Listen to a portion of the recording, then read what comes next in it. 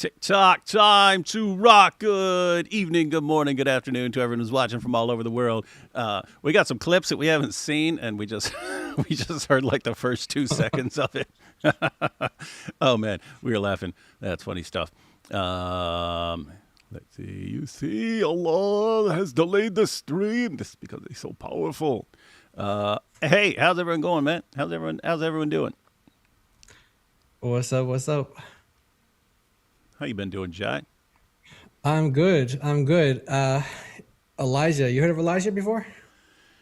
Yeah, dude. See, look, man.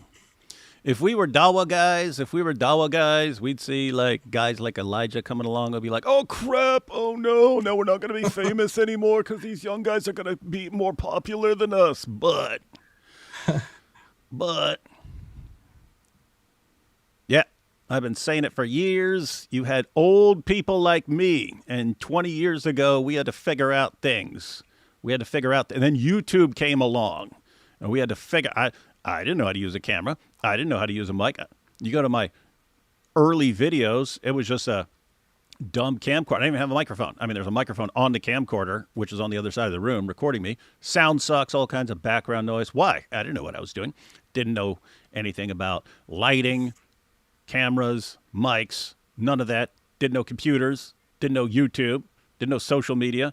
Had to figure all that stuff out. But I was saying once we all started making stuff, I said, this next generation's going to come along, and they're not going to have to they're going to be raised in this stuff. They're not going to have to learn all this stuff when they're already old and it's really hard. It's going to be completely normal to them. They're going to grow up in this stuff, and they get to build on what everyone who came before them has done, and they're going to do everything better because they don't have to learn everything from the ground up. And then all of a sudden, you got God Logic, you got all these young bucks, man, coming along, all these young bucks, and they're crushing it, man. They're just crushing it. And Elijah's he's cool. He's kind of like Avery, and a matter of fact, even more so. He'll just be like I don't know. He's just like really cracking up, laughing. Like Avery's always happy and smiling as he's wrecking and destroying someone, but I don't know, man. Elijah will just be like cracking up, laughing, because it's funny. It's funny watching him dismantle people. Matter of fact, just so everyone knows what I'm talking about here. Here's from his. We're going to clip. Yeah, here's from his debate with Cora, which we have seen. So, guys, we're going to check out. Someone sent us some clips of Elijah. I haven't seen those yet. Only saw like the first 2 seconds as I was making sure I had the video, and we both cracked up laughing. He was asking Livy, "Dude, are you sweating? Are you sweating?" So that was funny. But we're going to check out those clips. I haven't seen those yet. We're going to check out Elijah's section of the 10v1 debate with Sheikh Uthman because Vocab. I asked Vocab because Sheikh Uthman debated Vocab, Avery, Sig, bunch of people. Bell, Anita debated a bunch of people. But I asked Vocab, "Hey, who are you like? Who did you like best?" And he said Elijah, and he said it was also short. He said Elijah just stepped in there, crushed him, and left. He did what he did. He went in. He went in. Actually, do you see Christian Gadfly? Christian Gadfly he wrote a song about it. Oh, really? Oh, that's awesome. He wrote a song. It was actually the stream that me and you did with Vocab. He did a stream on it, and it's actually I think it's probably, I don't know if it's, you know how YouTube is with songs. I don't know if you want to check it out. Like while one of these clips are playing, you can see if it's playable or not. But it's really funny. So basically, Elijah, he went in and he did the thing, and he did it. He did his job, and he left. Like he wasn't like, he didn't stay for dessert after. He just like did what he had to do, and he left. It was great. We actually Anthony Rogers and myself, we covered that one. I think we covered all the other ones with you. No, we did it with God Logic as well. But then we did all the other ones with you. So yeah. But the one that we didn't do on this channel, which is what we'll do today, we covered this with Anthony, and it was a great breakdown. He went into all like the arguments and kind of flesh it out some more. But Elijah did his thing. Elijah, shout out to Elijah. Yeah, And one thing I really like about Elijah is I've noticed that he's very humble guy, and he tries to promote his friends too, like people that are like, like he's just come, like I think he's got like 40,000 subscribers just because after this debate he like went like skyrocketed. Maybe he's got more. I don't know. I gotta check what the exact sub count is, but he is someone who's like trying to help his friends, trying to help people come up. And like as soon as he had the opportunity to help, he's like, I'm gonna help. I help. So I like that humility, and then he's got good knowledge, solid knowledge, and it's gonna be really a blessing to see him grow and to see what he does. yes, it will. It'll be awesome and epic, and I'm liking what I'm hearing about Elijah. I just wanted to add his channel to the Yeah. description here. Let me get that up. I had to go find his channel. But nope, I like. He's sounding good. He's sounding really good. If he's Yep. already 46K. if Sorry he's about that. 46K. I gotta put the respect on. Oh, 46K subs. That's what he's at right now. So last I checked, he was at 40. Now he's at 46K subscribers. So yeah, he's really, really doing his thing, and he's it's a blessing to watch him grow, and I'm excited to see where he goes. all right. Just make sure that works in the. Sometimes when I put the channel link in the description, it just has the text of it and not the actual like Yeah, I know what clickable you're link and saying. stuff. Yeah, I don't know if that happens to everyone or Oh just no, me or yeah, something. you got it. It's clickable. I can click it. All right. Yeah. All right.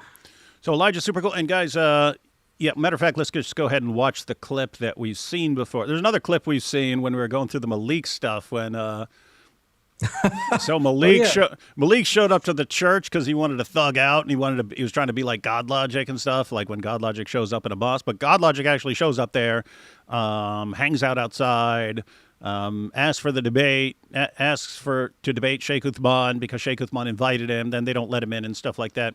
Whereas so Malik tried to be like that, and then he's outside, but he's live on TikTok, and then one guy walks out of the church, Elijah. To find, dude, where are you?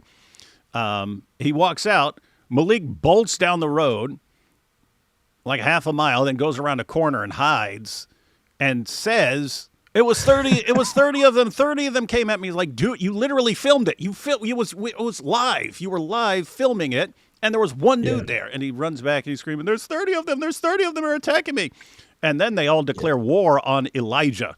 They're like, hey, when he was walking across the street, he kind of pulled up his pants. That means he was about to beat up Malik. It's like, you dumb cowards, man. Bunch of cowards. Yeah.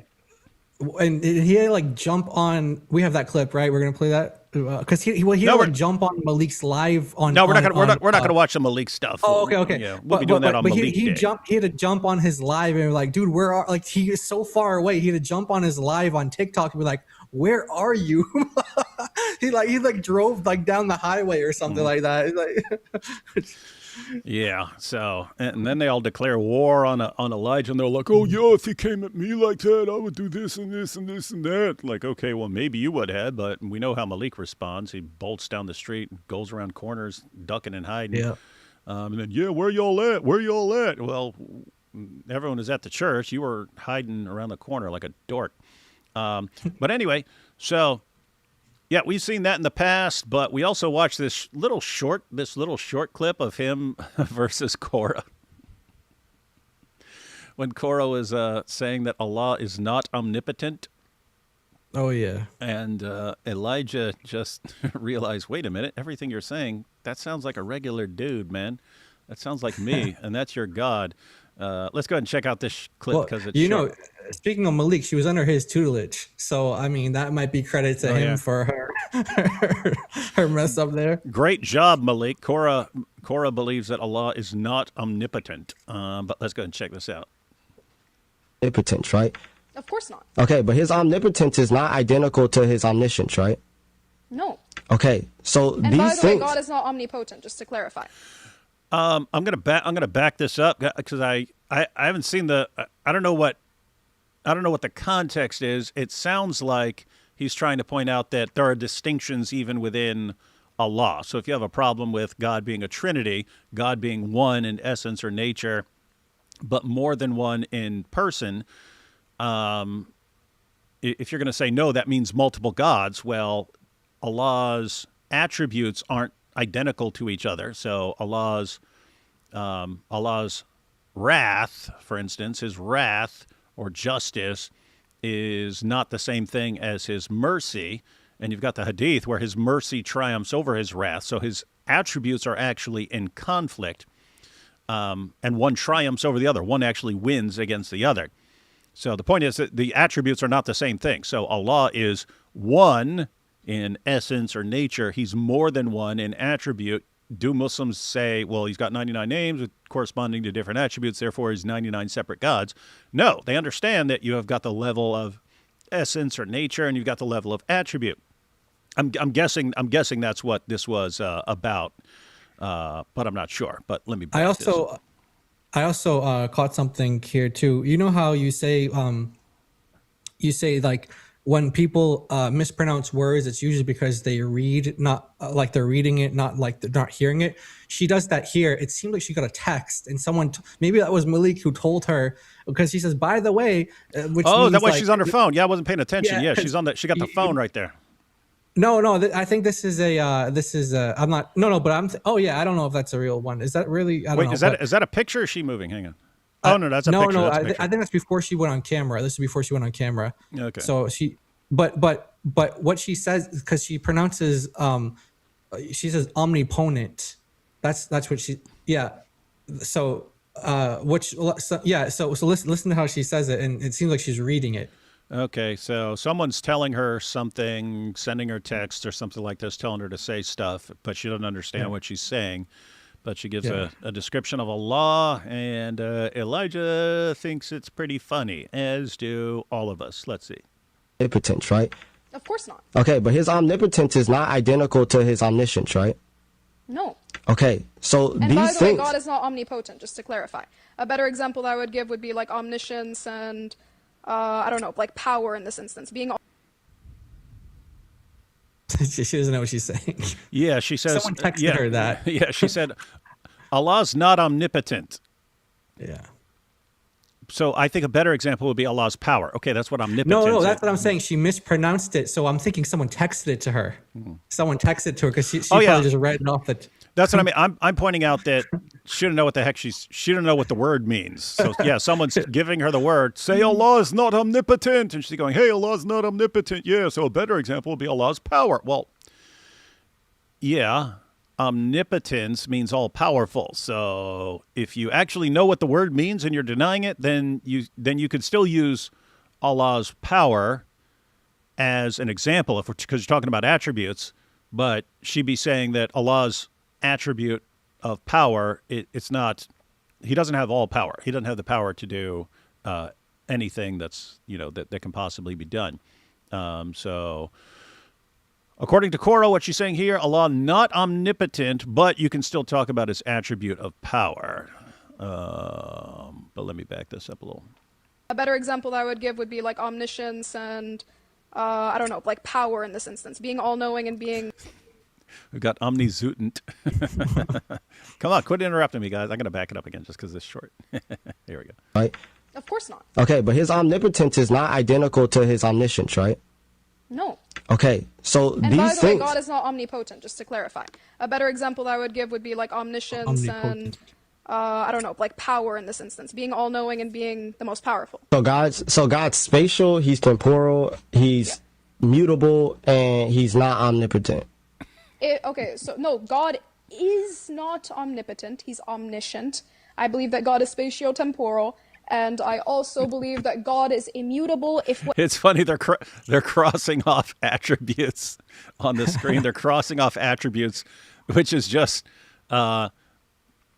it's just a list. Scholarly sources list numerous attributes of God, often categorized as incommunicable, unique to God, and it gives a list, and then as Korah's denying them, it's marking them off the list. He's omniscient. I believe that God is spatio-temporal, And I also believe that God is immutable if what you mean by immutability in this case is essential change or being changed by another. You got me. And again, You got yet me. to prove. And You got me. I got you there. You got me. Woo! You got me. That God crazy. Woo! You got me. You got baked though. Man, hey, got baked, though. bake, You got baked. bake me. Bake me. You're hearing this, guys? She denies a bunch of the attributes of God, saying those don't. Allah doesn't have those attributes, and she's saying, "You got baked. You got baked." Check this out.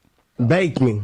Bake me, You got man. baked. Yep, you got a God that's spatial, temporal, changes, and not omnipotent.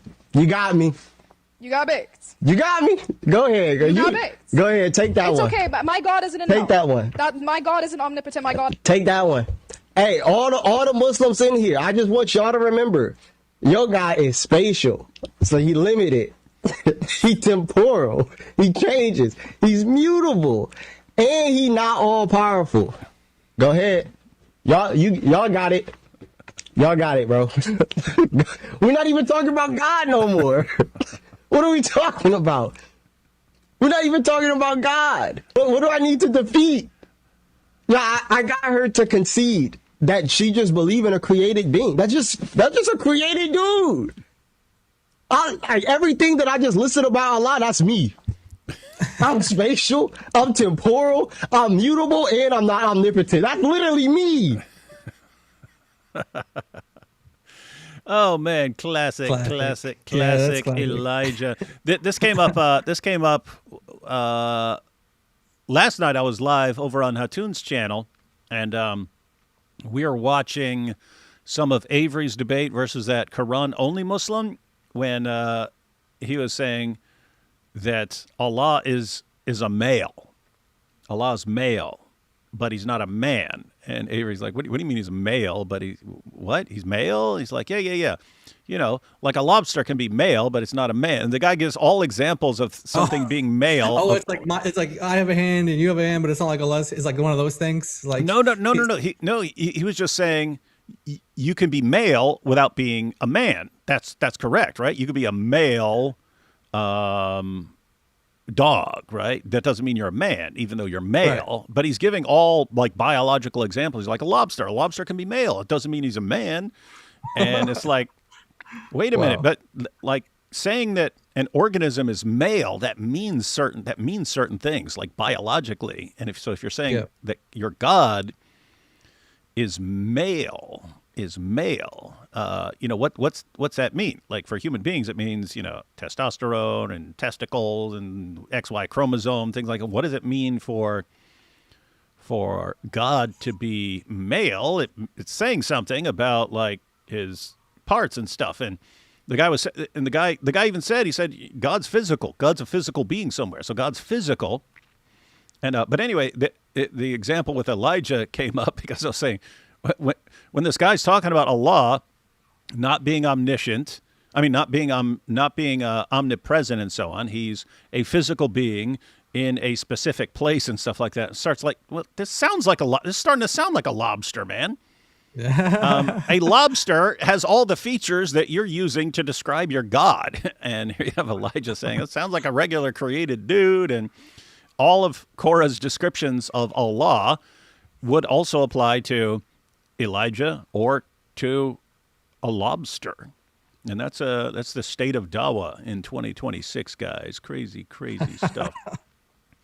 Apparently, so this is before Korah did her, I guess you can't call it a face reveal, but the niqab reveal, whatever you want to call it, before she did that. So this is apparently like he had this clip for a while, but it wasn't until she did the Dr. Daft thing and kind of had her, according to, what does Malik call it? A one-hit wonder. And she did that. And then that's when it got like repopularized. It just like happened. He didn't even like intentionally, he didn't do anything. It just, the internet did its thing. They found stuff on Quora and he's like, hey, that's my clip. And it was so, yeah, this blew back up and, Quora did her thing and, she exposed what her God is. All right. So what should we've got two things we want to watch, guys. This shouldn't be a I don't want to say this isn't going to be a tremendously long live stream because every time I say that, it ends up being 6 hours and so on. But we have the short section of his debate with Sheikh Uthman, and then those clips. What should we check out first, Jay?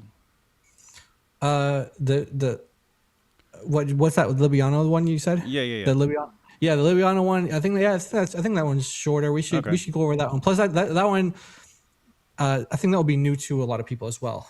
Yeah, because new to me, and the beginning was really funny. Hang on. Then I asked you, what does God pick out? You said the divine. Are you nature. sweating? So That's funny. Are you? That's that's funny. He's hilarious. He's just funny, man. He's a funny guy.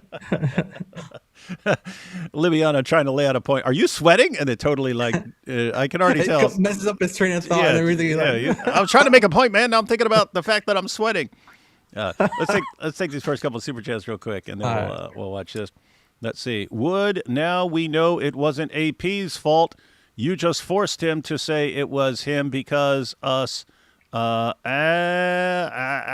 be losing track of time. Can't believe you do that. Well, you are a psycho. We need justice for AP after all these years. Actually, you were telling me about that before the stream started. Actually, yeah, right before we started, I was blaming AP. I was like, I never used to be late. It was just like AP was always late, so we'd be late for the live stream. But even if the live stream was on my channel, I knew he was going to be 5 to 10 minutes late. So I just got used to being 5 to 10 minutes late. Anyway, guys, the point here is those Turks ruin everything, and it's always their fault. Hi, D Wood and Jai. Let's remember Elijah's quote of the year. That's just a created dude. Everything I just heard about Allah, that's me. That's legend status right there. That's good stuff.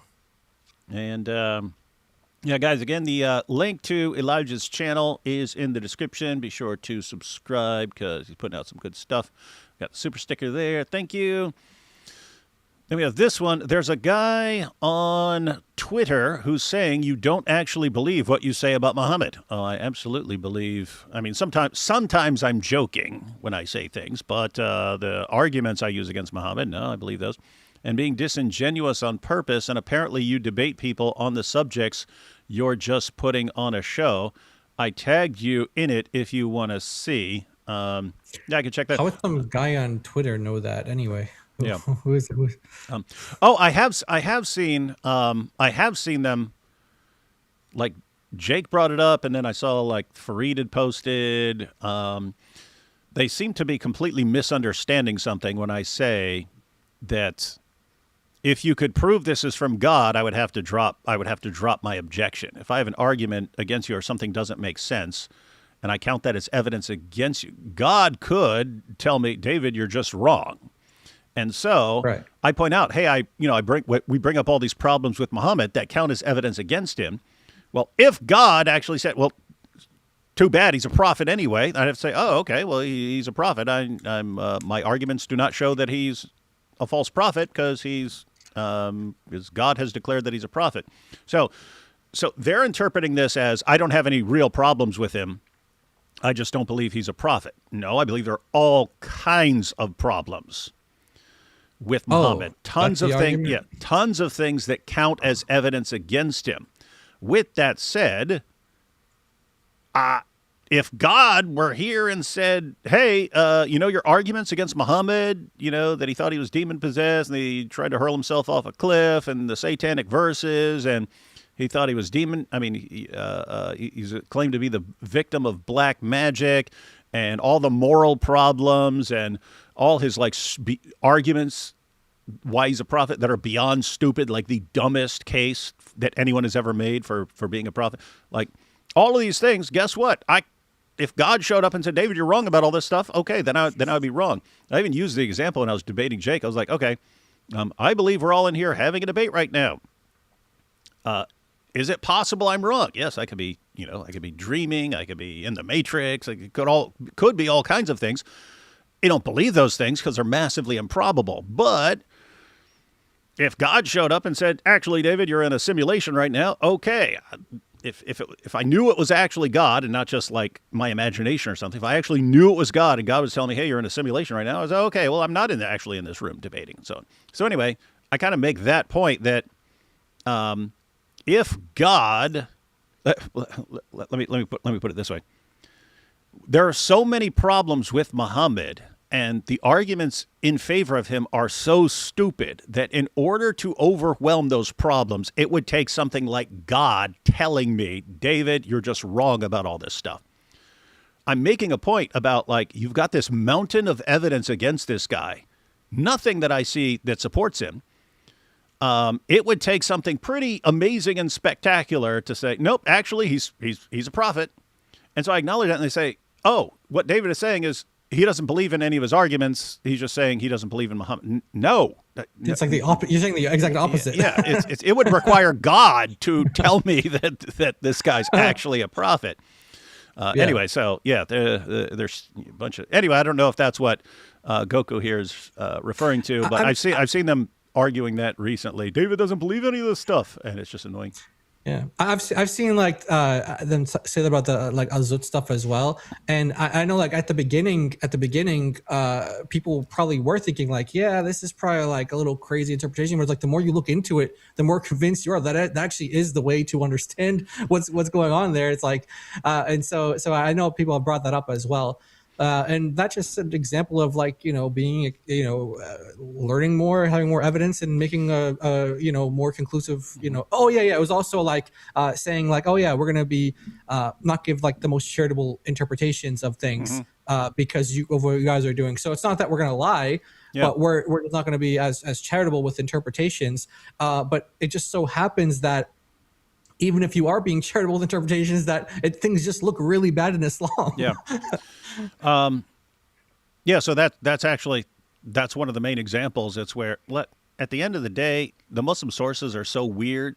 I can't always tell exactly it sounds like something really bad and sick and creepy and perverted is going on. That's what it sounds like. Normally it would be, oh, okay, maybe it's talking about something else. Maybe this, maybe that. We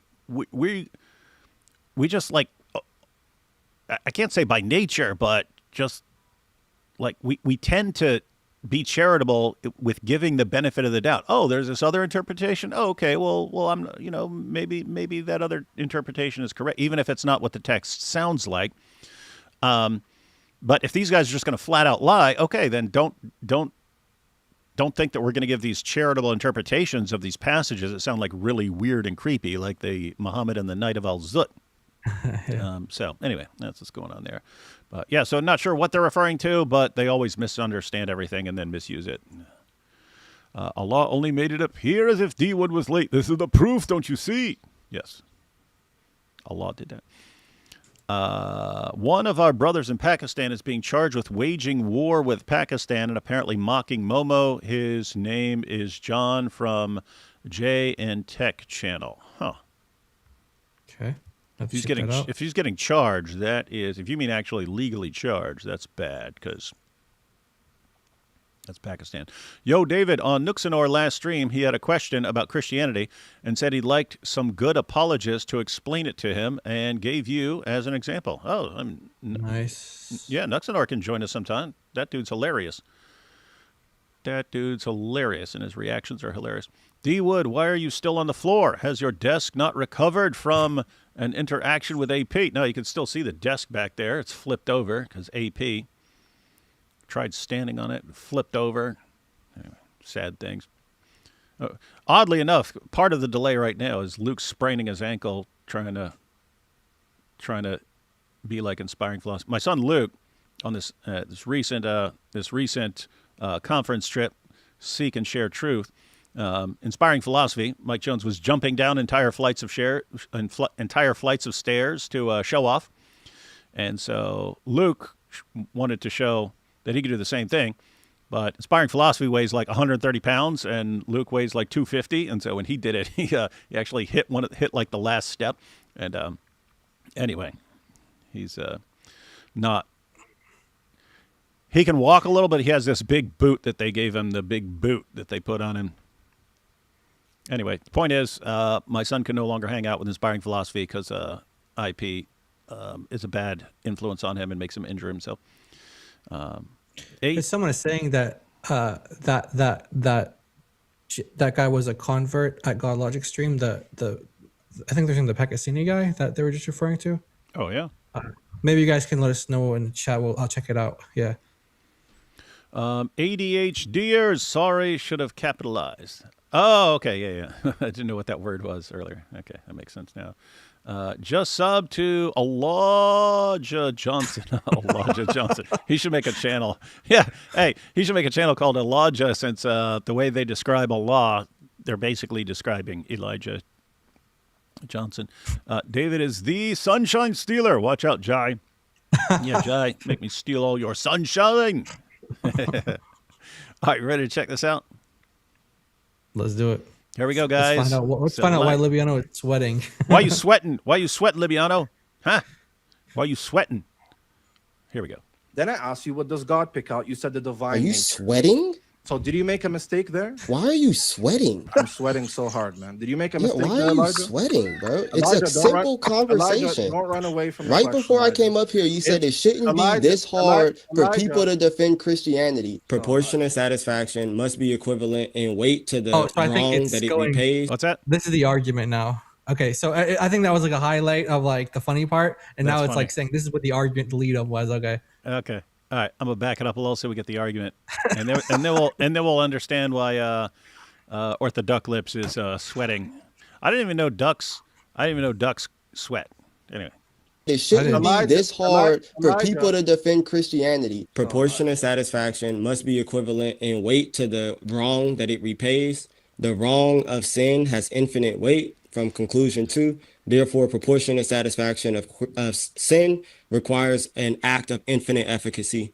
Every purely created act is finite in itself. A finite act cannot be equivalent to the injury of an infinite weight. Therefore, no creature can offer proportionate satisfaction for sin. An act of infinite efficacy can only flow from an infinite person. The only God is infinite, obviously. Therefore, only God can perform an act of infinite efficacy capable of proportionate satisfaction. Satisfaction, so we could just stop there. So sounds like they're talking about whether Jesus can pay the price for the sins of others there. And Elijah's pointing out that would take something infinite. Yeah, and I'm remembering something. There's going to be a common theme between this and then the Uthman interaction. We'll see what it is. Yeah, common theme. Form an I act backed it up a little. of infinite efficacy capable of proportionate satisfaction. Satisfaction, so we could just stop there. So in simpler terms, just for the audience, God needs an infinite sacrifice to atone. What? Can I finish? You need an infinite sacrifice to atone for a sin against an infinite being with infinite dignity, right? You say you need? Yeah, so God, because he's of so infinite dignity, a mere finite creature cannot give him a satisfactory sacrifice. Therefore, you need somebody who is infinite to give somebody who's infinite an infinite sacrifice to atone for no, sin. I never said anything about sacrifices. Okay, so you need somebody infinite to atone for somebody infinite. But not for somebody infinite. No. So when you wrong someone, the weight of your wrong is dependent upon the dignity of the person. God is infinite, so the weight of your wrong is infinite. So for you to pay for your debt, right, you need to offer something infinite, pretty much. Oh yeah, But I like you- this argument. This I can't remember which popular preacher used this illustration. He said he got it from one of his friends, and he said like basically like this guy's in the taxi and he's explaining the gospel to I think it was a Muslim taxi driver, and he goes, he's like, if I slap you, what's going to happen? And he's like, well, I'll just like stop the taxi and kick you out of the taxi. And he goes, okay, if you slap your, I forget the complete illustration, but it's like something like, okay, if you slap your brother, what's going to happen? Well, he probably like slap me back. Okay. Well, if you slap a police officer, what's going to happen? Well, I'm going to get arrested. okay, if you slap like, the king of the country, oh, then I'm going to lose my head. So it's like you're doing the same crime, but who you're committing the crime against determines the punishment of the crime. So the idea is like if you sin against an infinite God, the punishment has an infinite punishment. It's an infinite punishment. So it's like if I sinned against you, it's like, we could hash that out or whatever. But like if I'm sinning against someone of an authority position like that, like a police officer or like a king or president, like I could end up in prison for doing the same action. It's just like the act of slapping or something like that. But so God, sin against God, you get an infinite punishment for that. So there needs to be a payment for that. I'm just saying, Jai, don't even be thinking about slapping me, dude. Don't even be think about that. Here we go. Finite. So Okay. because I got you. God, I got okay, you. so wait. Because God is just, as you agreed, God requires the satisfaction of all debts, pretty much all wrongs. Okay, I got you. Beautiful. So let me just grant that for a second. Okay. Can you Okay. show me? Can you show me that set up in the old system or in the Old Testament? Yeah, bro. The fact that Mhm. the blood of bulls and goats and finite things doesn't actually atone for sin. It doesn't atone for sin. Where does the Old Testament say that? Yeah, God doesn't delight in those things. God doesn't delight. No. Sorry, hold on, Elijah. You said that God does not accept sin offerings from animals. What? No. Where are you Okay. getting this So from? you just said in order to have your sin done against an infinite being forgiven, you need an infinite offering or an infinite act of forgiveness, right? Brother, first of all, I'm giving you an argument based on Lord reason. have mercy. Right. And I just no, said, that's not what I said. so Elijah, you're all over the place. Elijah, just remember, I granted you it, okay? Let's say your reasoning follows. Okay, Your cool. conclusion follows Okay. from the set of premises. Let's grant that for a second. Even if your conclusion follows from the set of premises, it does not mean that's what is taught in the Old Testament. Do you understand? So can you show that your valid and sound argument is what the Old Testament considers? Brother, first of all, that wouldn't even be a requirement. If you're already granting me this argument, No.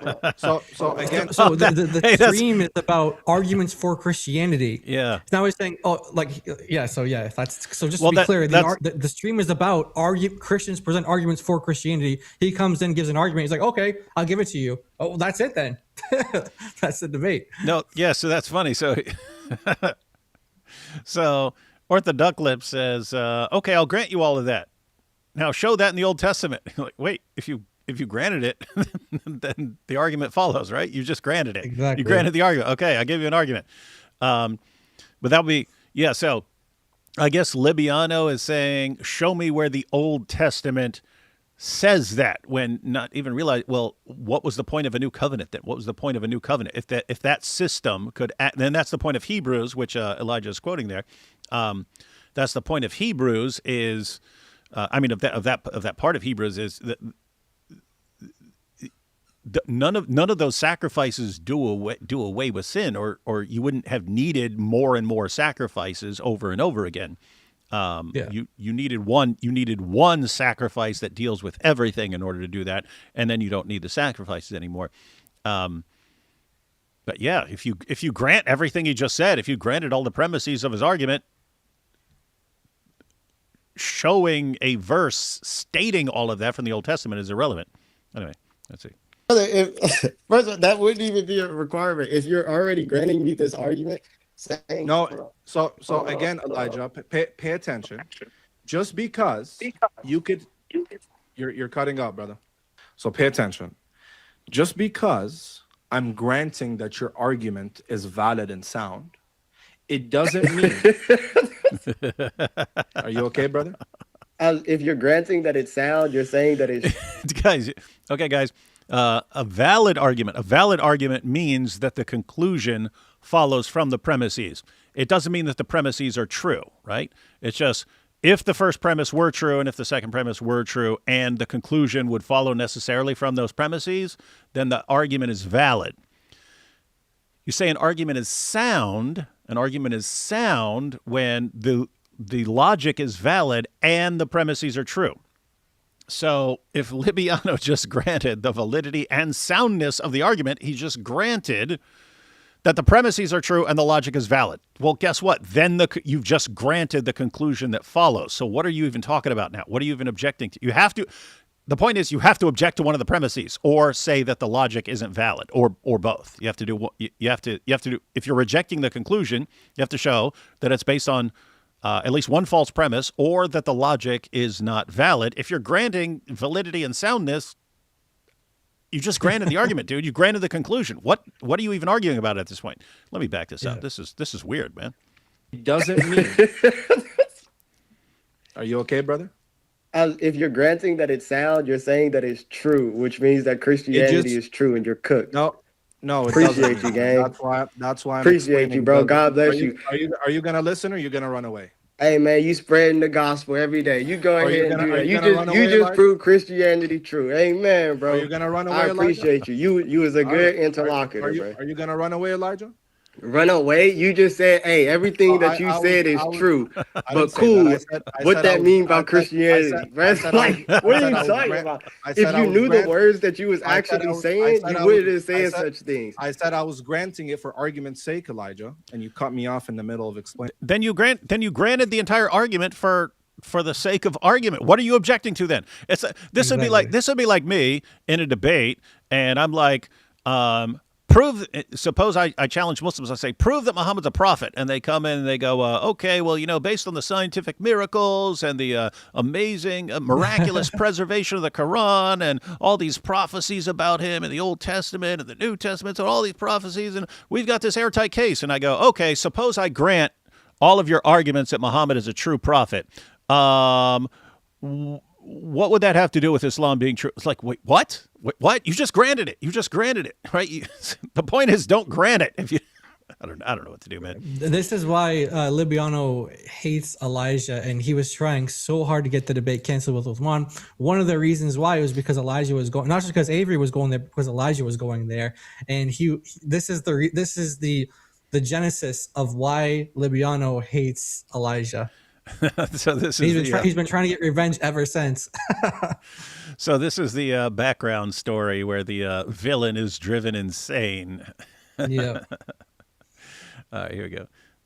Such things. I said I was granting it for argument's sake, Elijah, and you cut me off in the middle of explaining. So are you going to run away or are you going to engage? You said that argument is valid and are you, sound. Are you, do you know what that means? Are you going to let me finish? Are you going to know engage? What valid and sound means? Hey, brother, if you don't want to engage, you could leave. It's okay. Do you want to engage?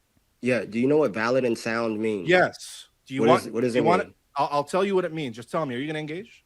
Yeah. What does it mean? Okay. It means that I'm granting you that it logically follows and that it's sound. It corresponds to reality. I'm going to grant means it's true. Okay. That's exactly what corresponding to reality means. Exactly. So you're saying that the argument is true. Can I finish? So if the argument is true, then Christianity is true. Can I finish without you cutting? You just said that Christianity is true. Yeah, so that was the clip. That was the clip, man. So yeah, that's let me grant your argument that Christianity is true. Now, what does that have to do with Christianity being true? What? Yeah. Yeah, that's weird stuff, man. So this is what you're gonna get with Elijah, guys. All these great arguments, learning maybe some new arguments as well, and a kind of compact, easy, understandable way, and just there's some laughs along the way as well. So yeah, he's a funny dude, man.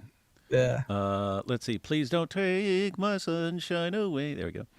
Am I wrong? But if the Quran is eternal, then the abrogated parts were eternally abrogated, but Mo abrogated eternal portions that were forgotten in time.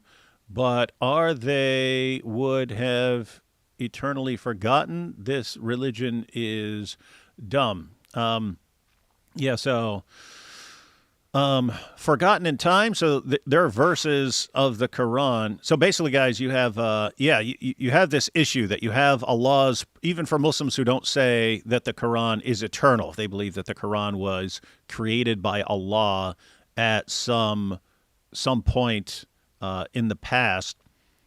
they still believe that there's like this preserved tablet of the Quran, and the issue is that Quran has verses that were abrogated or canceled by other verses that give a completely different ruling or command. And that would mean that on Allah's eternal tablet or just his preserved tablet in heaven, there are completely contradictory commands on what to do. And in addition to all that, you've got the Quran laying down as one of its arguments that if this were from other than Allah, then they would have found in it much discrepancy. And it's like, well, Allah's eternal tablet or his preserved tablet is filled with discrepancy then. So with the on the issue of abrogation, it's weird because there are verses that were abrogated from the Quran and they were taken out from the Quran, but then there are other verses that were abrogated and they leave them in the Quran, and it's just a pretty weird mess. So yeah, this religion is dumb. That is a good assessment of everything.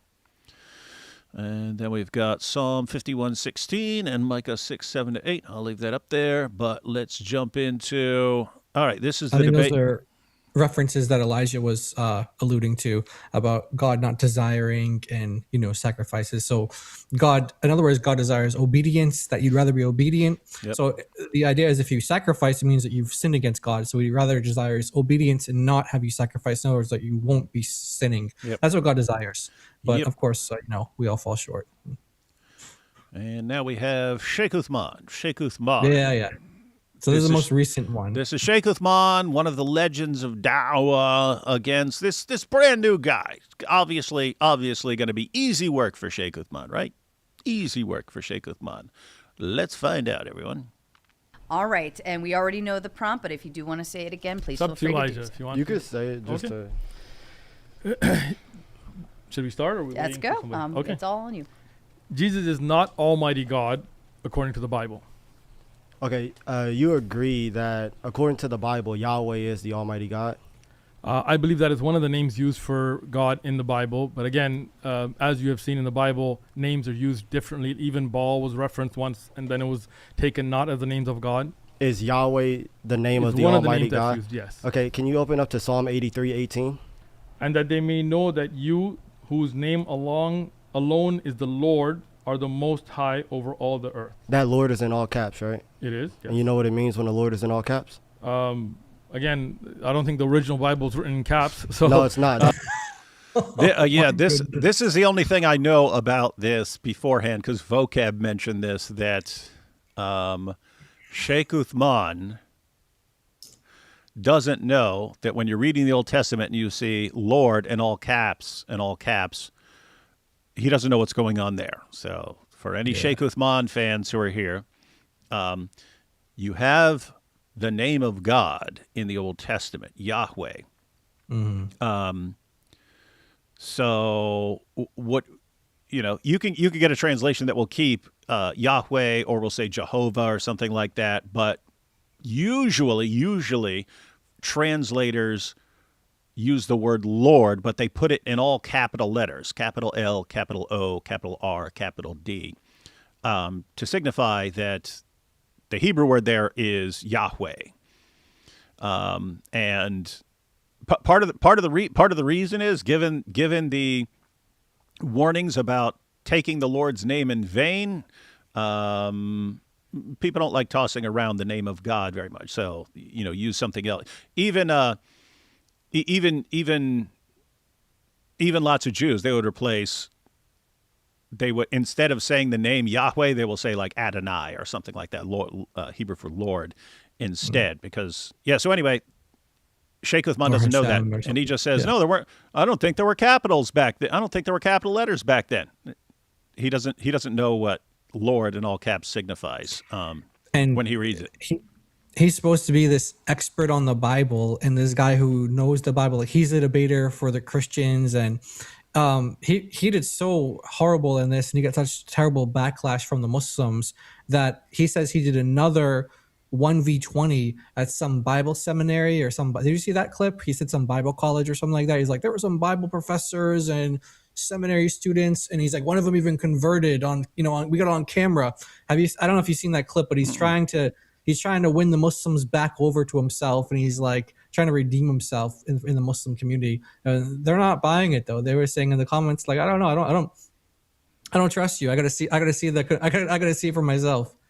But yeah, so this went so bad for him, and Elijah was one of the top reasons for why this went so bad for him.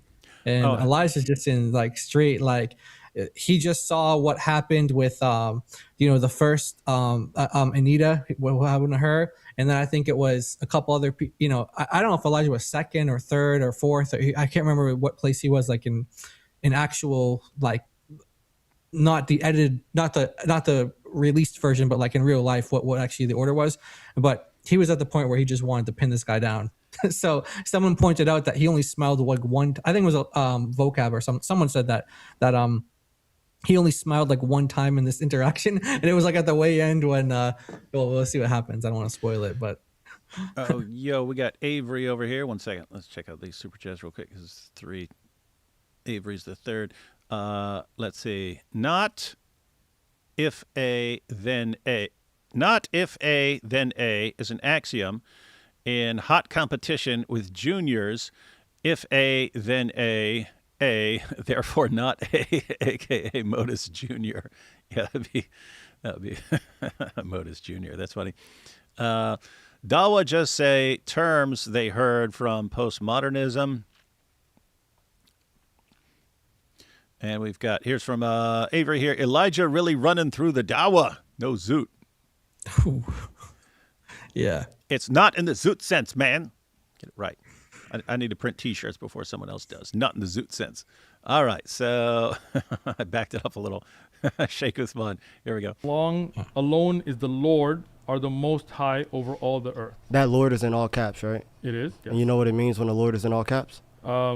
Again, I don't think the original Bible is written in caps. So no, it's not. That's why in the English here, they make sure that we're able to identify what's there in the Hebrew. So do you know what it means? You know what's funny though about that?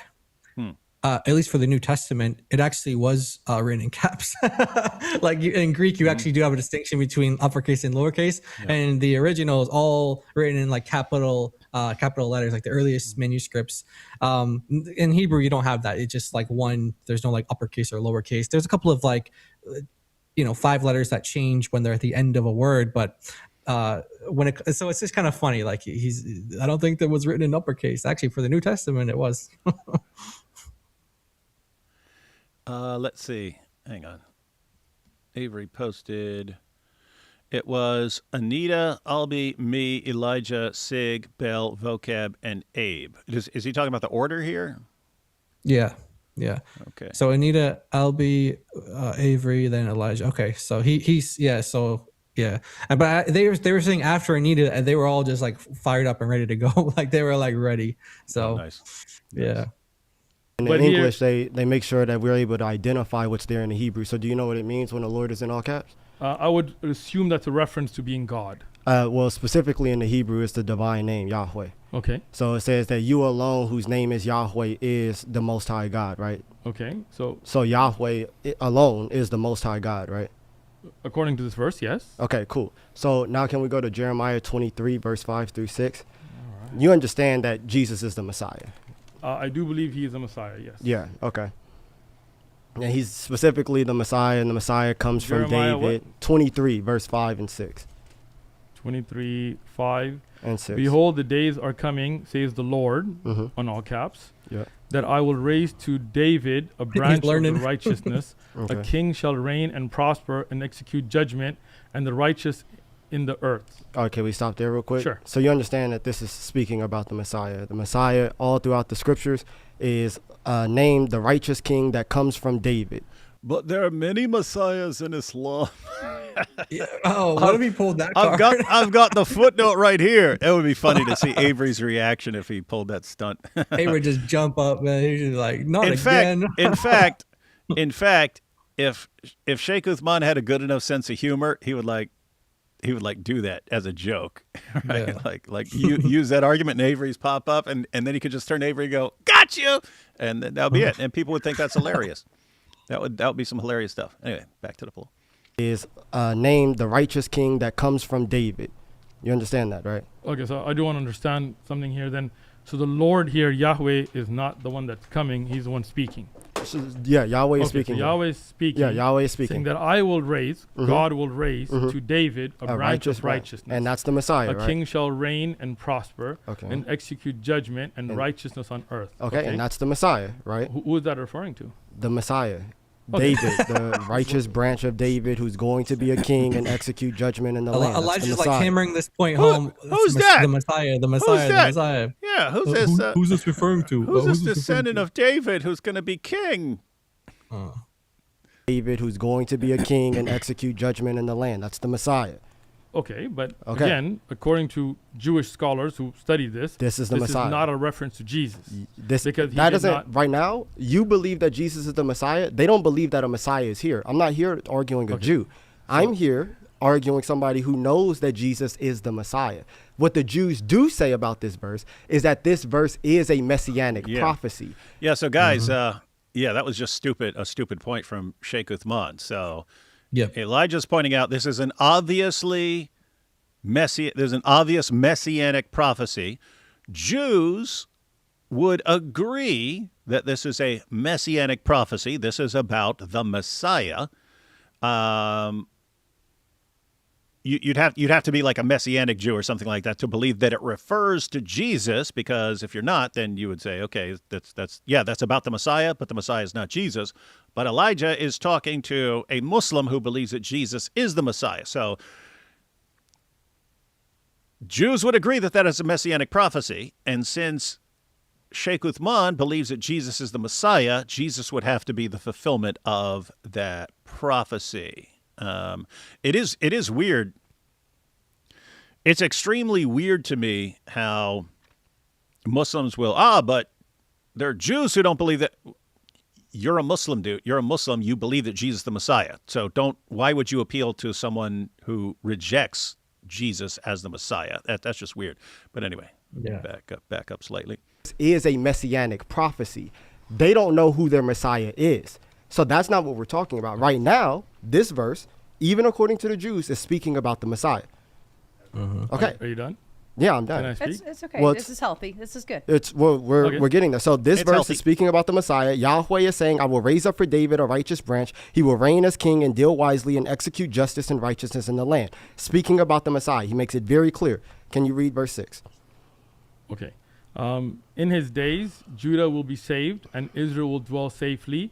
Now that is his name by which he will be called, Which is? the Lord of righteousness. Is that Lord in all caps? It is. And So- righteousness also. I don't know why. Yeah, because that name specifically that's attributed to that person is Yahweh, which we don't see that happen anywhere else. Because as Psalm 83:18 says, Wait, did it want to say the Lord of righteousness, or is it? It's actually the Lord our righteousness. I don't know if you misread it. How impressed are you by Sheikh Uthman's reading skills and comprehension, Jai? Not very. I'm saying very cut him impressed. some slack. He has serious yeah, problem. yeah. He can't read a footnote and get it accurate and understand it at all. He True, always true, thinks true, true, footnotes true. say the exact opposite of what they're saying. So cut him a little slack. The Lord our righteousness versus the Lord of righteousness. So since you rudely interrupted him by nitpicking and claiming that he's not terribly literate, let's back it up. that's attributed to that person is Yahweh, which we don't see that happen anywhere else. Because as Psalm 83:18 says, Yahweh alone is the Most High. This just called the Messiah the Most High. You know that Jesus is the Messiah. So very clearly in the Bible, Jesus is the Most High. Good? You done? you hear everyone else in there? Boom, boom. Yeah. Nice. Yeah, All right, cool. Go ahead. So first thing, my belief in the Messiah, is that he's not God. So if you're asking me what That doesn't matter. again, Shh, please. hold on. Let Thank him you so finish. much. Yeah, because you kept asking me, you believe this, so I'm just explaining my belief. Then That's my fair. belief is not based on this. Okay, my belief is based on the Quran, and that tells us that he is a Messiah, but he's a slave of God. He's not God himself. Okay. Secondly, here it has some statements that Judah will be saved and Israel will dwell in safety. That never happened in the lifetime of Jesus that I know of on earth. even according to Christian or Jewish scholars. That's why Jewish scholars who study these texts have said Jesus does not fit this Messiah, right? Yeah, we're not dealing with the best and the brightest. Yeah, everyone. I mean, I just said it, guys. I just said it's insane when a Muslim who believes that Jesus is the Messiah will turn for support for something he's arguing to people who don't believe Jesus is the Messiah and say, see, these guys say that Jesus isn't the Messiah. Okay, are they right according to you? Are they right that Jesus isn't the Messiah? Are they correct? If so, Islam is false, buddy. How are you not getting this? But I mean, it's just insane because Muslims have a very similar situation to Christians in that you have Old Testament prophecies about the Messiah coming and ruling, and these were interpreted as the Messiah is going to come, he's going to conquer the Romans and all this. But you had two different lines of prophecies, and Jews interpreted them as some there's going to be two messiahs, or they weren't sure what was going on there. Right. If you're a Christian or if you're a Muslim, you have to since you believe that Jesus is the Messiah and you have these Old Testament prophecies, then the prophecies that applied to Jesus when he came during his earthly ministry, you have to say, okay, those were fulfilled there. For prophecies about him conquering or something like that, you have to say, oh, those would apply to the future. And that's why Muslims believe Jesus is going to return and he's going to judge and things like that, right? They understand the Messiah has to do those kinds of things. Sheikh Uthman just said, but Jesus didn't do some of the things that are prophesied there, and this has caused lots of Jews to reject him as prophet. I mean, to reject him as the Messiah. Okay, are they right? Sheikh, why are you bringing it up? I mean, at this point, he might as well. I mean, this would be along the lines of him saying, well, lots of atheists don't even believe in God, so none of this stuff would make any sense if there is no God, right? You're a Muslim. You're a Muslim. You believe in God. You believe that Jesus is the Messiah. You believe certain things. Why do you appeal to people who don't believe those things or who reject Islam, who reject Jesus and so on, and then say, what about these guys? Nothing to do with the argument. This is a Christian talking to a Muslim. The Christian and Muslim agree that Jesus is the Messiah and therefore that he is the fulfillment of messianic prophecies. Any messianic prophecies that have not been fulfilled, you would say, are going to be fulfilled at some point in the future. Sheikh Uthman just acts like this is a problem for Christianity. If it's a problem for Christianity, it'd be a problem for Islam, dude. Why are you stupid? Anyway, I backed it up. Those who study these texts have said Jesus does not fit this Messiah, right? Thirdly, which I would like to make a point that you said, but is that Messiah is that Messiah divine according to his understanding though? Because he's not disputing that the Messiah is being called Yahweh, our righteousness, or Yahweh of righteousness, Lord of righteousness. He's disputing that it's Jesus. So is he granting that? Is he like just saying, okay, yeah, the Messiah according to this text is divine, but it's just not Jesus? Is that what he's arguing? Like, I don't know what he's really saying there. That's kind of the point, I'm guessing, is that they have no coherent position. The Muslims have no... Sheikh Uthman does not have a coherent position that can account for these things. Because if you believe Jesus the Messiah, you got some interesting stuff going on. Oh, I did want to point out here, just for anyone's wondering, I'm surprised Dizzle and the Turk aren't covering Candy's super epic debate. Yeah, AP's out of town. He doesn't get back until, I think... late tomorrow, so I'm like 98% sure that's what AP will want to cover on Sunday. So yeah, you'll have to wait till Sunday for AP to be back, and then I'm sure that's what we'll be checking out and reviewing. But right now we're checking out Sheikh Uthman not knowing anything about anything, apparently. Not knowing about Islam, not knowing about the Bible, not knowing basic things like what does Lord in all caps mean in the Old Testament. Yeah. Does not fit this Messiah, right? Thirdly, which I would like to make a point that you said in caps, even I our righteousness is all in caps. And this qualifies the Lord, our righteousness altogether. Very interestingly.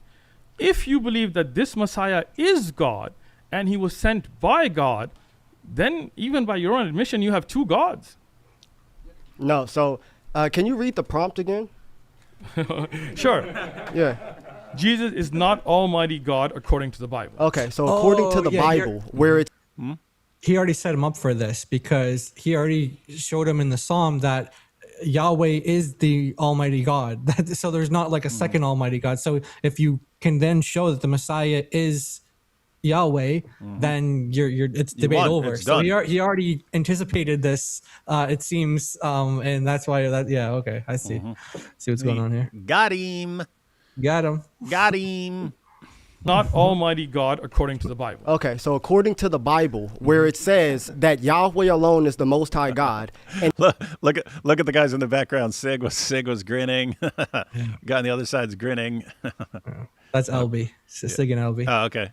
I'll back it up a little bit here. Gods. no, so can you read the prompt again?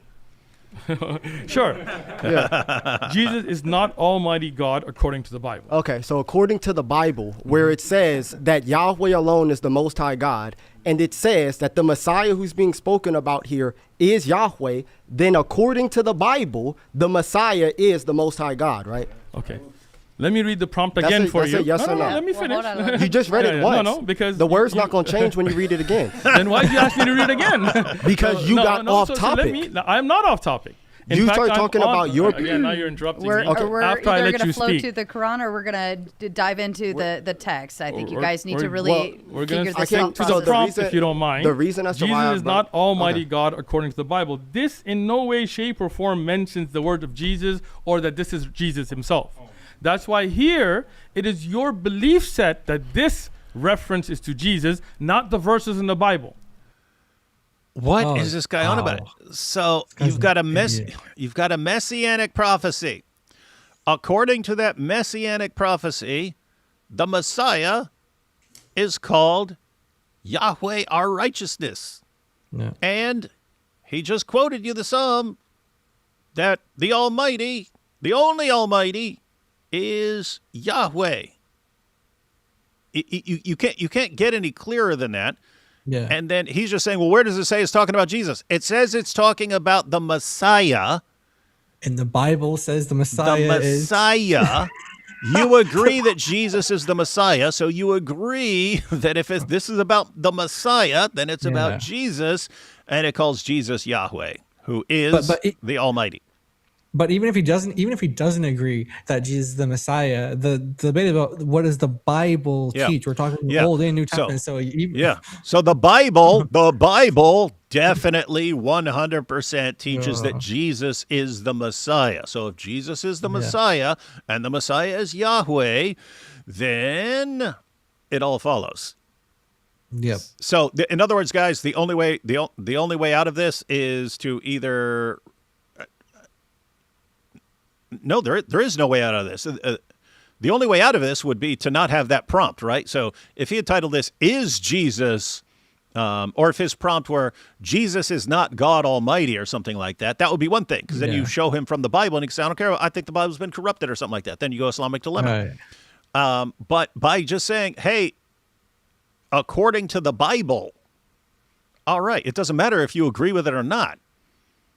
It's right there in the Bible. Jesus is the Messiah, according to the Bible. The Messiah is God, according to the Bible. I don't know what to do after that. This is what Dawah does to your brain, guys. Is Jesus the Messiah? Right, we went into the I already explained that thought process of this. So go ahead and elaborate on that because I know where you want to go with that. Yeah. So here, as a matter of fact, let's go to Luke 24 verses 44 on, because you understand that the Greek word for Messiah is Christ. So if we see that Jesus calls himself the Christ, and this is a messianic prophecy, then you see that Jesus recognizes himself as the Messiah. So let's go to Luke chapter 24, and we could start at verse 44, I believe. Hey, this is actually funny because, he could just point out, wait, according to the Quran, Jesus is the Messiah. But since the topic is the Bible, it's okay. Since you're saying, well, maybe messianic prophecies aren't about Jesus because that passage doesn't say he's the Messiah. Right, but in the Bible elsewhere, Jesus identifies himself as the Messiah. So you're stuck, dude. 24 what? Bro, we can start at verse 44. 24:44. Yeah, I believe so. Then he said to them, "These are the words which I spoke to you while I was still with you, and that all things must be fulfilled which were written in the laws of Moses and the prophets and the Psalms concerning me." Keep going. We can start at verse 46. And he opened the understanding that they might comprehend the scripture. Then he said to them, "Thus it is written, and thus it was necessary for the Christ to suffer and to rise from the death of the third day, and that From the death repentance and remission From of the sins death. should be preached by his name to all nations, beginning at Jerusalem. And you are witness You can to stop. these You can things." stop there. Okay. You just started. So congratulations, you just started preaching the gospel. That's beautiful. Awesome. So, I like these little so you tricks, see man. that Jesus clarifies and says that he is. It's funny. I like these little tricks. Uthman is nothing but tricks. That's all. That's Yeah, it. that's all That's he all he is. does. That's all he is. Yeah. I backed it up a little. Congratulations, you just started preaching the gospel. That's beautiful. So, I like these little so you tricks, see man. that Jesus clarifies and says that he is the Christ, right? Which is the Messiah, right? I mean, I'm letting you speak. Yeah, Is that's there a yes or question? no. I think yes. he's asking Okay. if you agree. He says that he's the Christ, right? I do agree that he claims to be the Messiah here. Okay. Yes. And in Jeremiah 23, this is a messianic prophecy. So Jesus is identifying himself as the Messiah. And in Jeremiah 23, does it this say is where that the Uthman needs to Messiah's say name multiple is Messiahs. This is where he needs to pull multiple Yeah. Messiah line. Oh, but so many prophets are messiahs. Look, I've got a footnote. Yeah. And in Jeremiah 23, does it say that the Messiah's name is Yahweh? Yes or no? I don't see the Greek here, but I see the Lord. Yes. The Greek? You could pull up the Hebrew. I could Okay, pull it up for gotcha. you. Okay. You want me so- to? No, I have a question about this first, though. Does this okay? Can you answer mine first, though? Sure, I'll concede Does you that. Jeremiah? You'll concede that. Yes. So okay, cool. Then it's done. Done. It's I not told done. you. It happened two times. That's the same thing with Libiano. I grant everything. I grant your entire argument. Okay. Elijah had to do. He had to do like a double take here. Look at his eyes. He's like, did he just? He just granted that. Back it up. I think this. I think you finally see him So, smile okay. at this point. He's like, I got him. Got him. Does this okay? Can you answer mine first, though? Sure, I'll concede Does you that. Jeremiah? You'll concede that. Yes. So okay, cool. Then it's Go ahead. done. It's not done. Let me explain why. First not thing, over? you're. Bro, we you're, could go- you're talking- who's yeah, next? I got Who's you. next? Now you just want to run. huh? Hold on, That's hold on. quick. Sheikh Uthman saying, "Oh, you want to run?" He's saying, "Done, done." The prompt was, Jesus. According to the Bible, Jesus is not God Almighty. He showed that Yahweh is the only God Almighty. That the Messiah is called Yahweh our righteousness, and that Jesus claimed to be the Messiah. You would have to reject one of those claims or say that something is being massively misinterpreted. Instead, he says, I concede all those points. Okay, that's it then. You just did what Libiano did, right? I concede your entire argument. I concede all your premises and the validity. Okay, then you conceded the argument. You say, oh, you're going to run now? Elijah's going, what are you talking about? You just said You just that granted everything.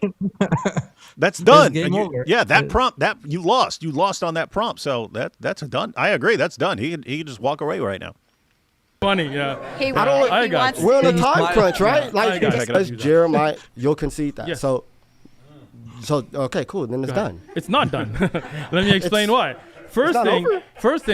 you're. Bro, we you're could go- talking- who's yeah, next? I got you. Who's next? Now you just want to run. Yeah, huh? hold on, That's hold quick. on. It's funny, yeah. He, I he got wants you. We're on a to- time crunch, right? I Like, got If you. everybody, if he wants to, if he wants to, I'm sure he wants to. I like that. He's saying, okay, I won that. We're in a time crunch. Uthman has to be out of there for an appointment by 4. Let's get the next person up because he already lost that. Why are we gonna drag this out? I like that. Hold on, That's hold quick. on. It's funny, yeah. He, I he got wants you. we're on a to- time crunch, right? I Like, got If you. everybody, if he wants to, if he wants to, I'm sure he wants to rebuttal to If that. you don't so mind, allow him. yes. So again, rebuttal to his own concession. Rebuttal to- Go ahead, bro. you want to. Sheikh Uthman versus Sheikh Uthman. I want to say Sheikh Uthman, aka me, was wrong for conceding those points.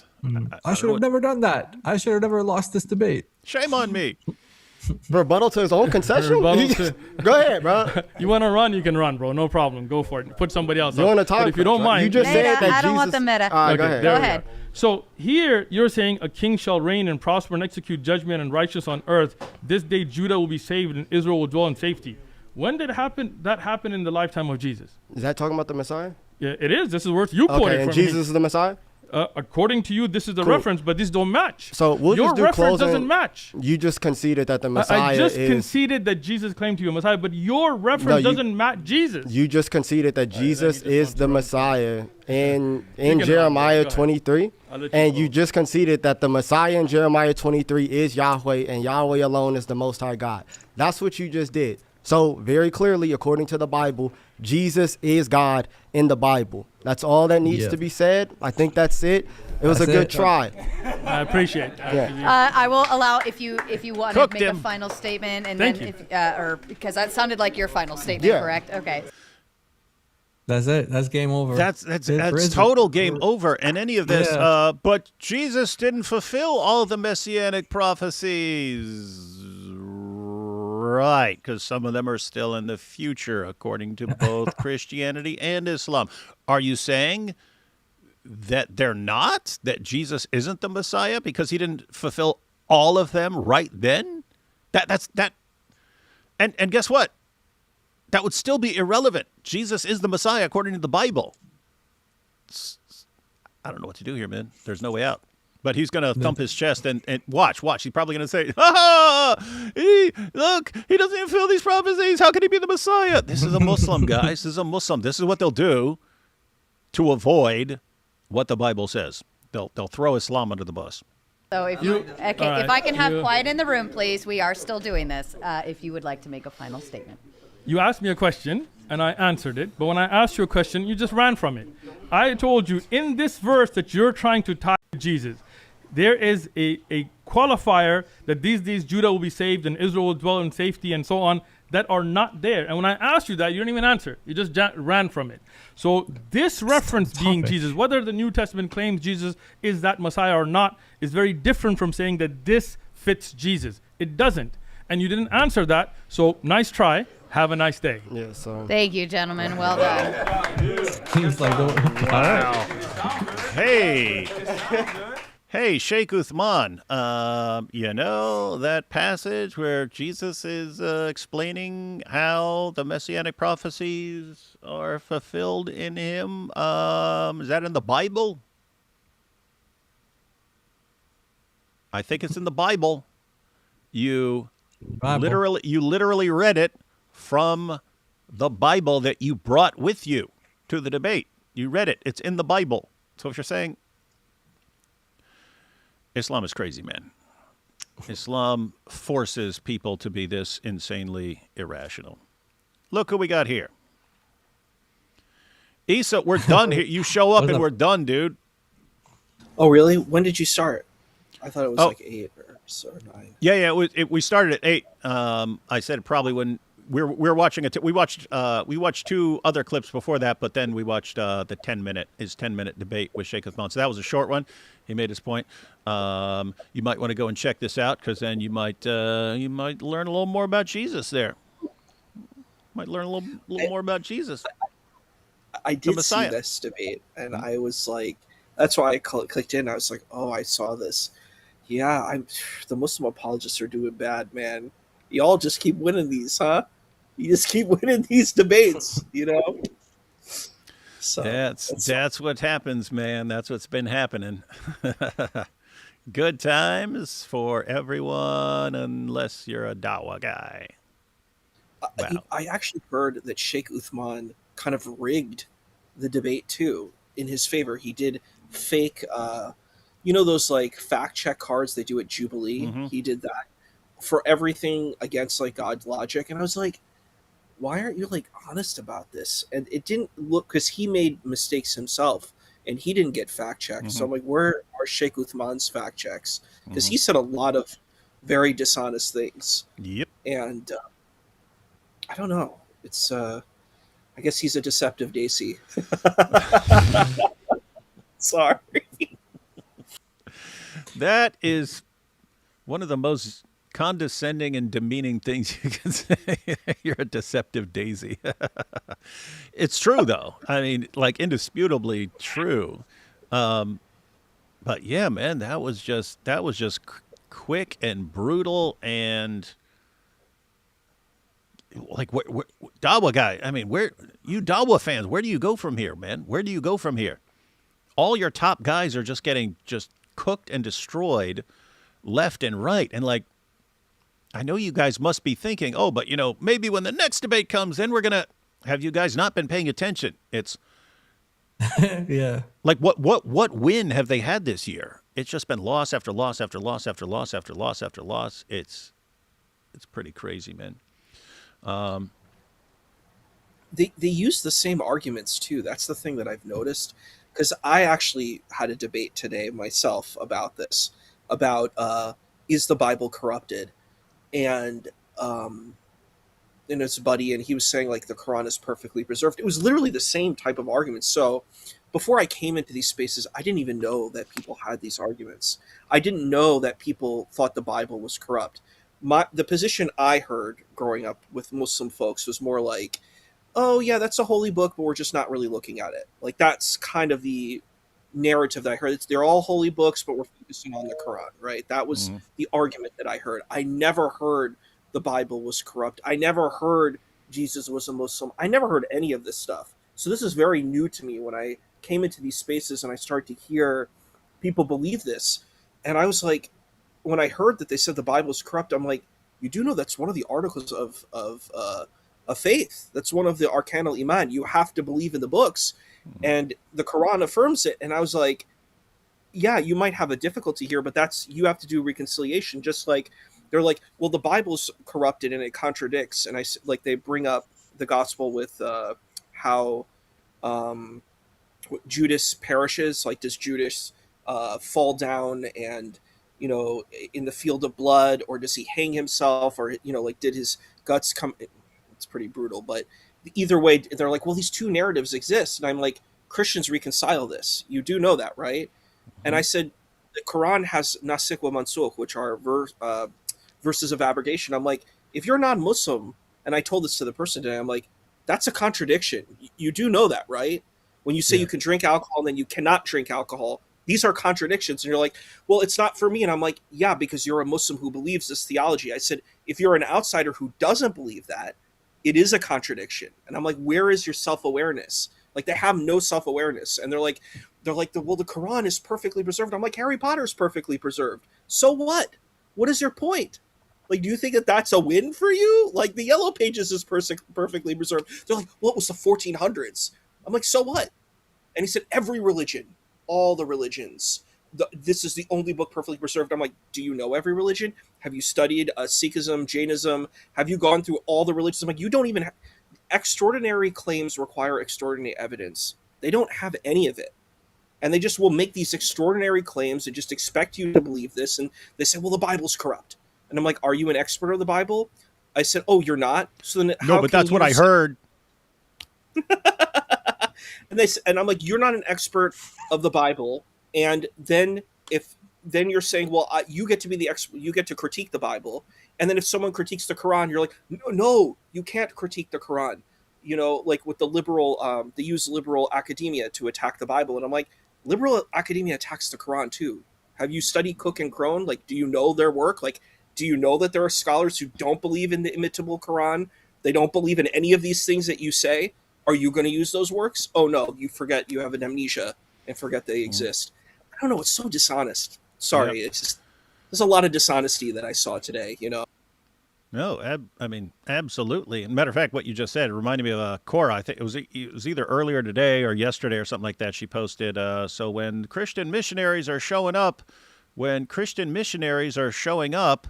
to your town, these are the books you need to read. And it's like books by Bart Ehrman and stuff like that. And it's, wait, what? You're saying go to the atheists? Get your stuff from the atheists? It's just nuts, man. It's just completely nuts. Hang on. Got a request for a link here. Let me see. Someone just asked me for a link. It said send the link. So I'm assuming send the link for this live stream that we're in right now. That we were ending. Let's see if someone shows up. Let's see. We'll take some super. End now. Take some super chat. Yeah, it'd be funny if we ended up being here for like 9 hours. Oh, did you get a chance to look at Christian Gadfly's song? I don't know if it's safe to play though, because there's like I don't know if he's playing the instruments or whatever. But anyway, let's say if you're not gonna play it, I'd recommend people. Well, no, I don't know if I recommend it. It's Christian Gadfly after all, but at your own risk. Yeah, it's hard to recommend anything from Christian Gadfly. Yeah, that's a weird dude. If you want to watch, that's a weird dude. He's a weird dude. He's got a weird sense of humor. Yeah. So at your own risk, if you want to watch, he did a song about Elijah's debate, and he clipped the stream that David and I did with Vocab. Oh yeah, I'll check that out. I do my stuff. Everyone else like clicks on their stuff and plays it while they're live. I download my stuff, so yeah. But I'll check it out.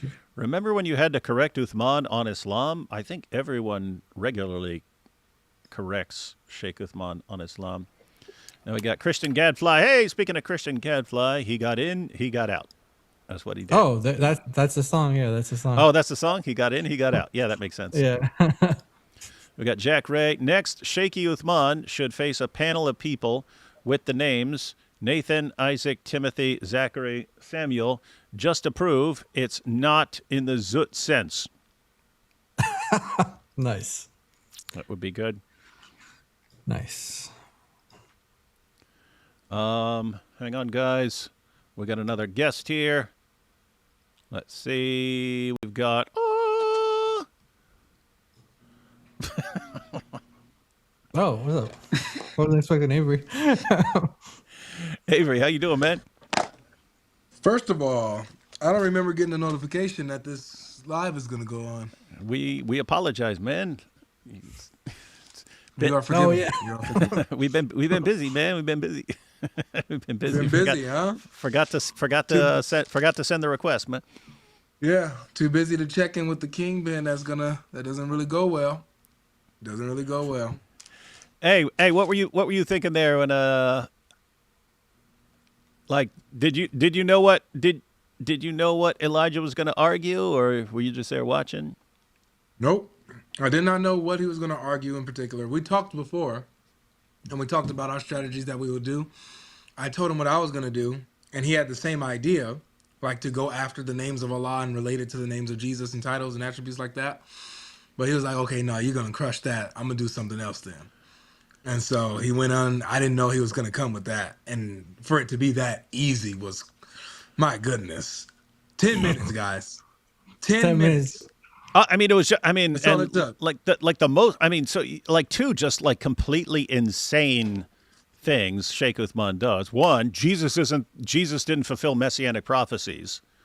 And that's why so many Jews reject him as Messiah. Okay. So that is like, what could you possibly be thinking when you think that's a good idea? That's something we see over and over again. Hey, we will throw Islam under the bus. We'll throw Muhammad under the bus. We'll throw the Quran under the bus. We'll throw Jesus under the bus just to avoid the conclusion of this argument, which doesn't even work because it's still just what does the Bible say? So that's absolutely insane. But the other insane part is, okay, I grant you that. You just granted all the premises of this argument, and there's no way around them. No way out. No way out. And it's the setup. One, Uthman doesn't know anything about the Bible. Yep. And that was so clearly displayed. He has no idea about the Bible. And so when Elijah's walking him down with these scriptures references, Uthman does not know what's coming. He has no idea what's coming. He has no idea that these are the term Yahweh or Lord all caps. He didn't know what Lord in all caps was. He didn't know. He does not know anything about the Bible. It was exploited, right? And it was the perfect little argument just to run against him in that scenario. It was perfect, you know. And it's funny with the scenario you have when he hit the punchline, he's like, oh well, all right, oh it's done then, right? Yeah. Life and Captain Cesariak are sitting like, kind of angled eye reach of Elijah. And so Life and Captain Tazariak are telling him, get up. It's over. Just leave. Wow. And so he does it. He's like, I think that's done. Nice try. You know, let's move on. You know, it was perfect. Yeah, that was. And, you know, that's that whole thing was 10 minutes. And it's like, if Sheikh Uthman, you know, if he had kind of, I mean, I don't even know what he's going to argue with or something like that, but you can't just grant everything. You have to argue something. And the only two things. How can you if you don't know nothing? That's what I mean. But How can you? Yeah, like the only thing he could do is, but there are people who reject Jesus as the Messiah. Right. Yeah, there are people who reject the existence of God. What's your point? You're a Muslim. You believe in God. Yeah. You believe that Jesus is the Messiah. What's your point? It just, I mean, it really does show at the end of the day, this is a spiritual war against Jesus. That's what it is. Yes. And to the point, and you see this when they are willing to just throw Muhammad under the bus to attack Jesus. It's like, this is demonic. It's a demonic religion. Anybody but Jesus, man. That's this cult, this whole group. Anybody but Jesus. Ain't that right, Issa? Yeah, Issa. Yeah, Issa catching strays here. Anybody but Jesus, man. You know, we'll side with the Jews, our bitter enemies, who the trees are going to snitch on, in order to not side with Jesus. That's just crazy. That's what Issa's like. He's like, yeah, I'll be a Muslim and a Jew simultaneously, but not a Christian. And now he's covering his face in shame. Yep. That's what Sheikh Uthman should have done. Yeah. Issa, that's what Sheikh Uthman should have done. He should have just been like this. If he had any It was shame, embarrassing. He lost every debate really badly. He lost really. I agree with what Avery said. He doesn't know the Bible at all, and I don't think most of these Muslim apologists do. And I don't think they even understand Islamic theology, because I'm like, we showed it to Junior. Remember, we showed the creed, the Arkan al-Iman. It says you have to believe in the books, and they're like, you know what? We don't have to believe in these books. We can just pretend they don't exist. It's pretty disturbing. You can just lie and deceive, and I don't know. And then people will sponsor you. Hey, Avery, got a few super chats here, but what do we got coming up? What do we got coming up, man, that people need to pay attention to? Well, number one, we got a conference coming up in September 19th out here in Las Vegas. The Dizzle himself, Ivory, aka Inspiring Philosophy, and I will also be there giving talks, doing a little session. And then also we're going to have the Hebrew Israelites come in, and we're going to try to do a little debate with them. A bunch of them. Not a bunch, but, you know, a few of them. All in Vegas. In Vegas. So we got the Apologetics Conference, then we hit the casinos afterwards. That's right. Get a couple of Muta wives. Hey, babe. Yeah. Hey. Hey, that's why this particular conference, like, you know, we had the Seek and Share Truth conference up there in Cleveland, and we, you know, invited Muslims and stuff. You can't be inviting Muslims to come out there to Vegas, because that would all of a sudden be the Muta capital of the world, man. They'd be like, wait, I don't have to wait for Jenna. I could just move here. This is everything the Hadith promised me. Yeah, is this Jenna? Is this what it is? That would be a funny skit. Is there like a sign? I'm assuming there's a sign that says like "Welcome to Las Vegas" or something like that. Yep. Oh, hey. You should put on your Muslim gear and make a little skit, man, where you go in, you walk around all the stuff there, and you're like, is this Jenna? Is this Jenna? If I had 1 foot in Las Vegas, I would still fear Allah's deception, man. Wow,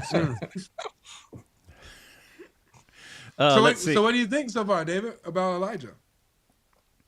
He's been. I've only seen a few things, but he's been awesome every time, man. Mm-hmm.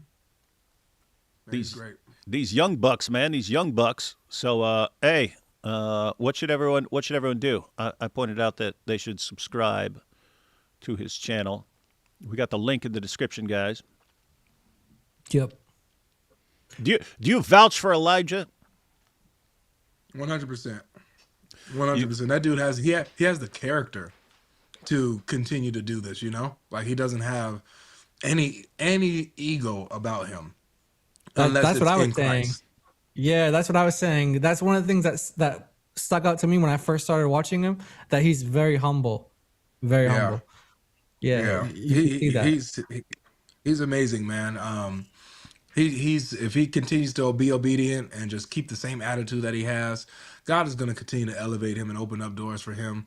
He's, it seems like he might be next up, which is so beautiful to see. And God is like, raising up and rewarding characters who are humble and have a heart after His. That's what, and they're not soft. He's not soft. He's loving. He's a killer, but he's gentle and humble, and I love that about him. I love him, man. I love him. No, that's awesome. And you're mentioning that he's humble, and it would be very easy not to be humble since you had like Korah describe Allah, and she's basically describing Elijah. Elijah Johnson. He could have been like, whoa, I thought I was just a regular dude, but I'm basically exactly like the God of Islam. Huh. Well, to be fair, Muhammad does that. Yeah. We look at any curly-headed, beardless lad. I'm like, hey, you remind me of someone. Let's see here. We got my favorite part is when Sheikh Almighty tried to run to the Jews' beliefs, and Elijah quickly said, "I'm not debating a Jew." That's how you do it, guys. When they, but what about Barter? I'm not debating an atheist. But what about it? I'm not debating a Jew. I'm debating a Muslim. And the fact that they have to contradict their own beliefs in order to try to escape arguments is just wild. We've got. And they don't even agree with these scholars. They don't know these liberals. Hey, they pick it. You cut out for a second, Isa. Oh, sorry. I said they cherry pick the scholars and they use the thing that fits whatever their agenda is. Yep. But they don't even read the whole situation. Like Bart Ehrman believes in the crucifixion. Do you take that part of Bart Ehrman or not? Yeah. Bart Ehrman believes that Jesus' death by crucifixion is one of the best established facts of the ancient world. And so, yeah, what do you do with that? Well, we just quote when it's convenient. But it's crazy. It's like they're like that with the Quran. They won't believe the verses that affirm the previous scriptures and stuff. So they pick and choose what they want to believe from the Quran. They pick and choose what they want to believe from the Old Testament. They pick and choose what they want to believe from the New Testament. Anything that contradicts them, that's been corrupted. Well, not according to the Quran. But we aren't going to take those verses seriously because we're cherry pickers. They'll cherry pick the church fathers. They'll cherry pick scholars. They'll cherry pick scholars like Christian scholars. They'll cherry pick atheist scholars. They'll cherry pick Muslim scholars, right? When they want an interpretation of a Quran verse, they'll say, yes, and Ibn Kathir said this, and Qurtubi said that. They won't tell you that Qurtubi listed 14 different interpretations. They'll just tell you the one that they want you to agree with and act like that's settled as like they are the all-time kings of cherry picking, man. They need to start cooking up some cherry pies, man, because they got all kinds of cherries they pick. Can we turn "it's healthy" into an Uthman joke? What's that mean? I think that's when the moderator, she said it's healthy. It's healthy. Oh yeah. Okay, I get it. I was wondering. I was thinking, is that a new meme or something like that? It's healthy. But yeah, okay, that makes sense. I'm assuming that's what you wrote. Yeah. No, I think you're right. I think you're right. Did y'all see Jake debate on this platform? He started debating with the moderator and making her so angry she had to walk out.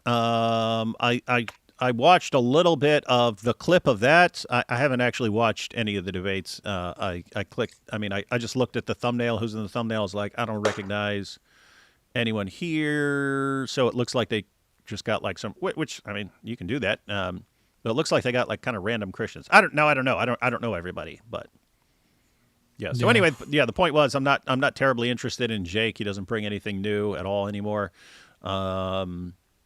Well, you didn't hear his new argument against the Islamic dilemma? He shut it down.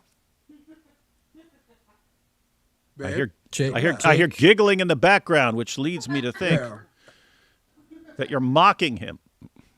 I would never. He's the top dog right now. And with the Islamic dilemma, every Muslim needs to hop on his tactic, okay? Yeah. And learn how to argue against the Islamic dilemma. Yeah, every Muslim out there needs to just go, but Surah 9 verse 29 says we will subjugate you. Mm-hmm. Good times. See? I actually couldn't believe that he did that in the debate. I was like, the thing is, you're saying I'm trying to win a battle and I'm going to lose the war. His tactic was, I'm Yeah. going to make Islam the most vile, horrible religion that we should not trust, we should not be near because it's dangerous, for the sake of trying to win the argument that Islam, the Quran supersedes the Bible. I'm like, that's insane, dude. Like, Yeah. you were No, it like, he's destroying Islam. You know what I mean? I don't know what to say. No, by the way, that's how I'm always thinking of things. That they're like extremely short-term thinkers, right? Like whatever I have to say, no matter how fallacious, no matter how false, whatever I have to say in this moment to make it seem like I scored some points, that's fine for me. Doesn't matter if I'll get completely exposed on this later. Doesn't matter what this looks like to non-Muslims. And it's just like, you guys, that's why Dawah guys don't last. They just don't. You know, if you've been a Dawah guy for 6 or 7 years, you are a senior citizen, man. You are a senior citizen in Dawah, because they don't last. They come out with their way of scoring cheat points, and then people catch on. It doesn't work any longer. And so that's why you've got like Sheikh Uthman, who has been a hero of Dawah for several years, and he's just getting crushed right now. What happened? People caught on. People caught on, and they adapted, and the little tricks don't work anymore. D. Wood, my toddler randomly quotes you saying, "You got no hikmah." Just thought you should know. God bless. That toddler is going to be a champion of apologetics. If he's already, toddler's already learning. You got no hikmah. You low hikmah. You got no hawk. You got no hikmah. Book recommendation for apologetics to Muslims. What do you guys think? That one always trips me up because I didn't learn like apologetics to Muslims like through books. It was through like online. Yeah. Like that's how I learned. So I don't actually have a good recommendation for that. I know there's material out there. Yeah, this sounds like a reader, right? So lots of people. Yeah. You can learn from articles and websites and stuff like that. You can learn from videos. That's one of the main ways people learn now. What videos and live streams and stuff like that. This is a reader, Jai. So if you don't read, step aside. No, yeah. So because I learned by reading. Chris, the Islamic Dilemma. You know, he's got that book. That's the one that I can recommend to you. But yeah. Yeah. So book wise, it's very good. The Islamic Dilemmas. That's what I'm going to do with my master's thesis. I'm going to use that book. So Chris's book, yeah. Mm-hmm. Yeah, it's good.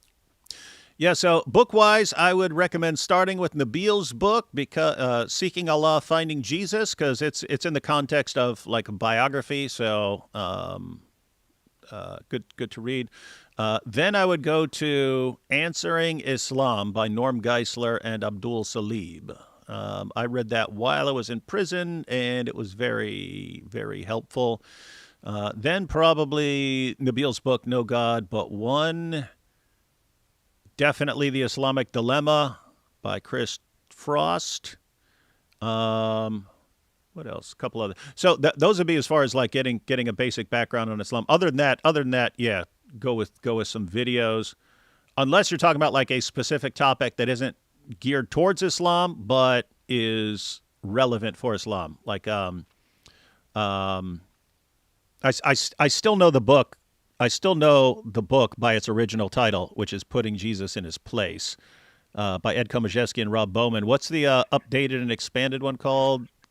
The Incarnate Christ Answering His Critics, or something like that. Yeah. So as far as books about Islam, I give you a few there, but you can always go with something on Jesus' death and resurrection specifically, like the historical evidence, evidence for the deity of Christ, evidence for the reliability of the New Testament, and so on. I would also recommend just watching Avery's live streams, because you're going to see all the arguments Muslims bring. So today, AP looks a lot like Ron Weasley. Yes, Muslims are trying real hard to prevent Judah from living in safety in Israel. Thanks, Sheikh Ibn Ketchup, for acknowledging that. That's what he does. Now we got Gay Talking Donkey with Depression, Ibn Kathir al-Bidayah, Volume 9. Wait, are you giving a reference here? I'm going to check this out. You started saying, you said Gay Talking Donkey. I was like, Muhammad? No. No, this is the encounter that Muhammad had with his donkey that he was talking to, and he said so Muhammad talks to a donkey, and the first thing he thinks to ask him is if he's into woman donkey, and he said, "What are you into? Hey man, what are you into? You want to go to Vegas with me? I hear it's just like Jenna. What happens in Vegas stays in Vegas. Come on, donkey, let me ride you. What happens in Mecca? Yeah." Just keep shirking, just keep smirking, shirk ibn fibbin, shake daisy. Hi guys, how's it going? You see the proof that Islam is falling apart. I appreciate your willingness to look at truth. As an ex-atheist, I got led to Jesus by doing that. That's good. Avery, you've got beef with Golden Gully, a Pakistani food tuber with 5 million subs. He said he wanted to box you, lol. Keep irritating those fools. Why are you starting trouble with Pakistanis, man? Well, I don't know. Who are you talking about? Golden Gully. Who's that? He's a food tuber, man. He's a food tuber. You're sitting there eating food while dissing food tubers. Oh, I get it. Mm. Muslims will throw moped under the zut to attack Jesus. They don't throw him under the bus. They throw him under the zut to attack Jesus. No comment there. Thank you, though. Allah is not omnipotent. That's true. Thank you, Cora, for the lesson in theology. Avery, what are you eating? Wingstop. You heard it here, folks. You know that's Avery's brain food there. Avery's brain food. That's what keeps him going. Jake may learn what the Islamic dilemma is one day.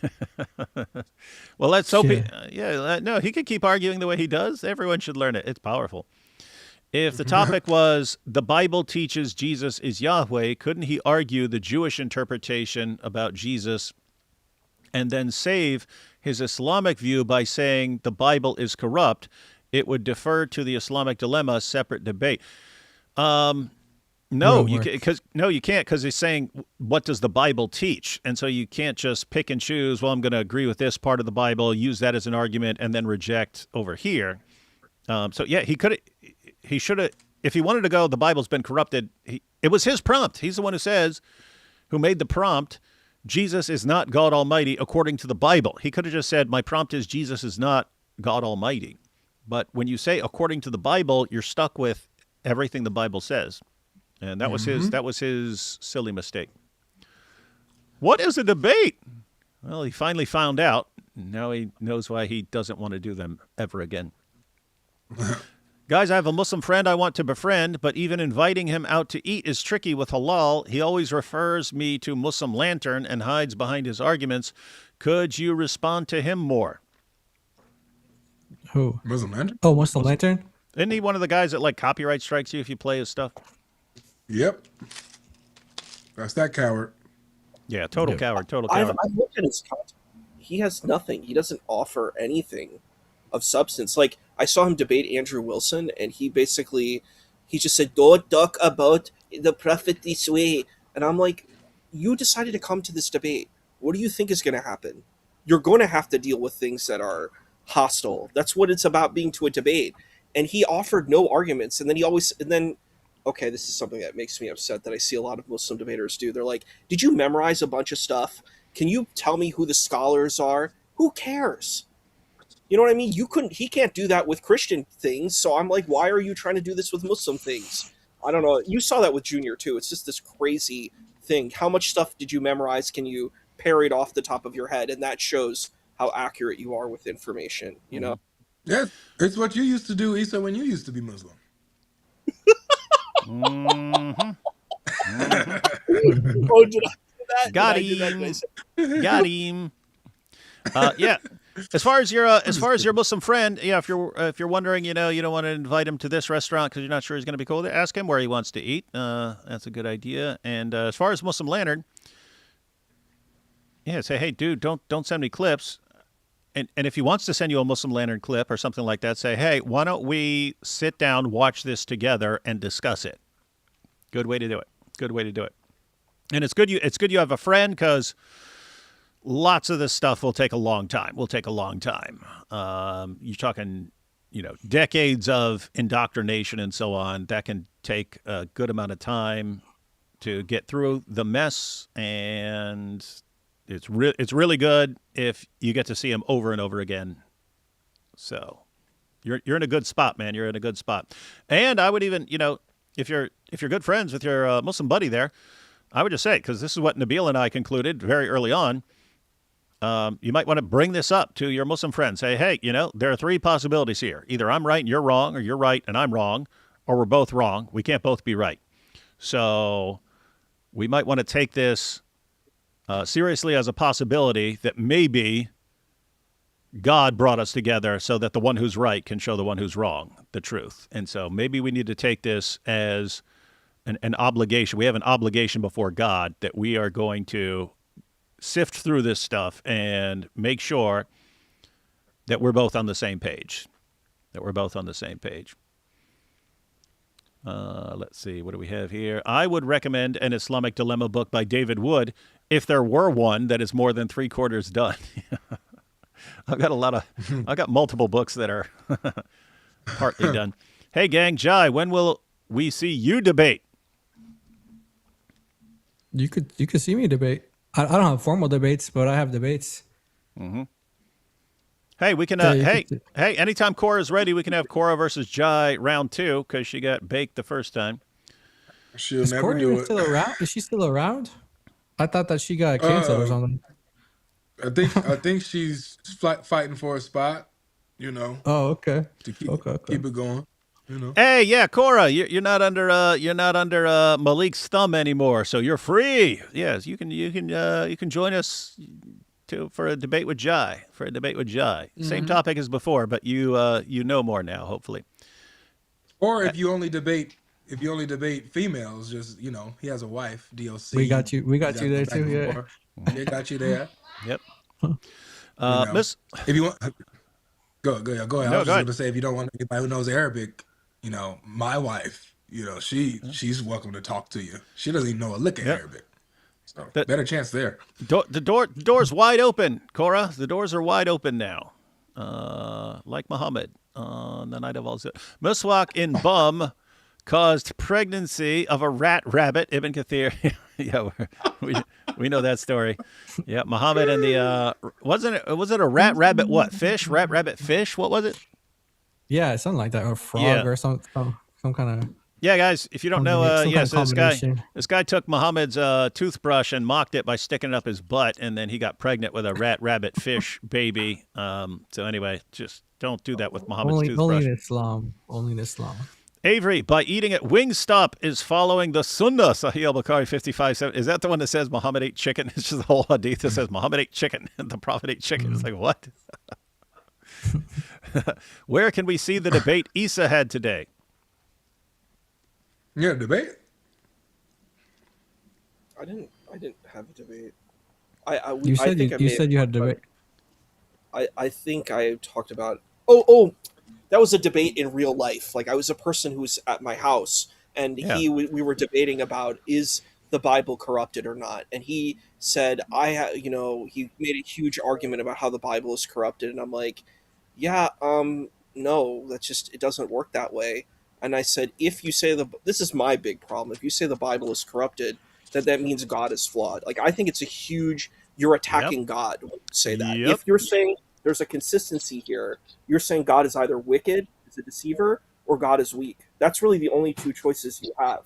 You can't say, well, God planned to just, mess everything up. I mean, that just makes absolutely no sense. And I think anybody with a lick of sense would not buy that. So, But he was very strong about that. And he's like, well, the Quran is the only text ever preserved. And I'm like, have you looked at every religious text to make that argument? No, but that's what I heard. That's what I heard from my sheikhs and imams all my Well, life, and they would definitely never lie to me over and over and over again like it's a sport. and it's like the Bible has not been perfectly preserved. I'm like, do you know about the texts that were found? What is it, like the Nag Hammadi texts? Do you know about these texts that have existed, and the preservation, and the Sefer Torah? Like, do you not know about this? Like the Greek manuscripts, do you not know about these things? And he's like, and then people are like, well, it's King James, and um, you know the New Standard Version, and I'm like, yeah, well, that's like Marmaduke Pickthall, Muhammad Assad. It's the same thing. It's a translation. Okay, the Quran has that too. Do you not know that there are multiple translations? It's like people don't know that. Nope. They don't know that that's the equivalency. It's not. I don't know. It blows my mind. It's pretty I'm at a sad. loss of words. Pretty sad. And then we've got, so according to Korah, it was actually Allah debating Uthman. Yeah, because Korah described Elijah perfectly when she was describing Allah. So it was actually Allah debating Uthman and not Elijah. Also, Avery, do you think D. Wood can debunk Shake It Off's Dawah? Nah, Shake It Off is tough. He's a tough opponent. He uses visual skills, visual things, whiteboards. He's tough. He's the toughest opponent I ever had. So It is pretty tough. It is pretty tough. But you've got these Dawah conflicts, and might eventually need to have the showdown with Sheikh Yabudi and Imam al-Sofat. Imam al-Sofat is the greatest imam. And last one here. Thank you, Dr. David Wood, Jai, Avery, and chat. And this is from some weirdo named Isa Kabir. All right. Good times. Good times.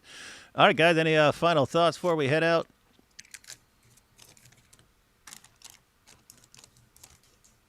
I said any final thoughts before we head out? Thank no you. one's got it? All right. We got thank you. Don't and, ask Jai about Islamic apologetic books. Yeah. Because he doesn't. What books? What's a book? Watch videos. Just hey, look at my bookshelves. You see, they're like empty. It's, I mean, they're just for show. They're just for show. I do have a thought. I would love to see Jai debate Sheikh Uthman, because the Sheikh Uthman would not get away with like the Arabic stuff. I would have loved to see that.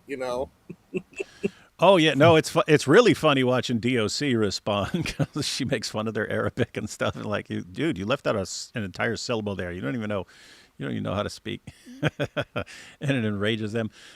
Pretty funny, good time. Yeah, I mean, you gotta, sucks for Sheikh Uthman. He got totally embarrassed last year and leading into this year. Was acting like he wanted to debate, and everyone was running from him. Avery kept tracking him down, hunting him down, the Dawah hunter. And it was so embarrassing that it actually forced Sheikh Uthman to try to save face, regain some territory, regain some credibility. So he realized, I have to go in there, do a big debate. What did he do? He picks the prompts. He makes it so that he gets to add fact-check notes. He insists upon all this, apparently. He has it so that he gets to come back the next day and record conclusions and pretending that everyone's still in the room and stuff. They, bent over backwards, so not in the Zoot sense. They bent over backwards to give him everything he could possibly want so that he could have every advantage, and he got crushed by everyone. He got crushed by everyone. Nowhere to go after that. For me, it was fun. I walked him down, guys. I walked him down. Got him to say some crazy things. You could still be a Muslim and commit shirk. You can identify your wife as the first and the last, unqualified. Things can share the names of Allah. I walked him down. And mine wasn't even near the worst part of that day for him. Elijah coming in, destroying him in 10 minutes, walking out, hitting just the walk off. You have Vocab who came and absolutely dismantled him, fact-checked him live during the discussion. Like, what? The Bruce Almighty point? Oh, my gosh. You claim to be God. You claim to be the Almighty. You're not It's claiming to be. Almighty Bruce. Almighty Bruce. Almighty Bruce. Peace be upon him.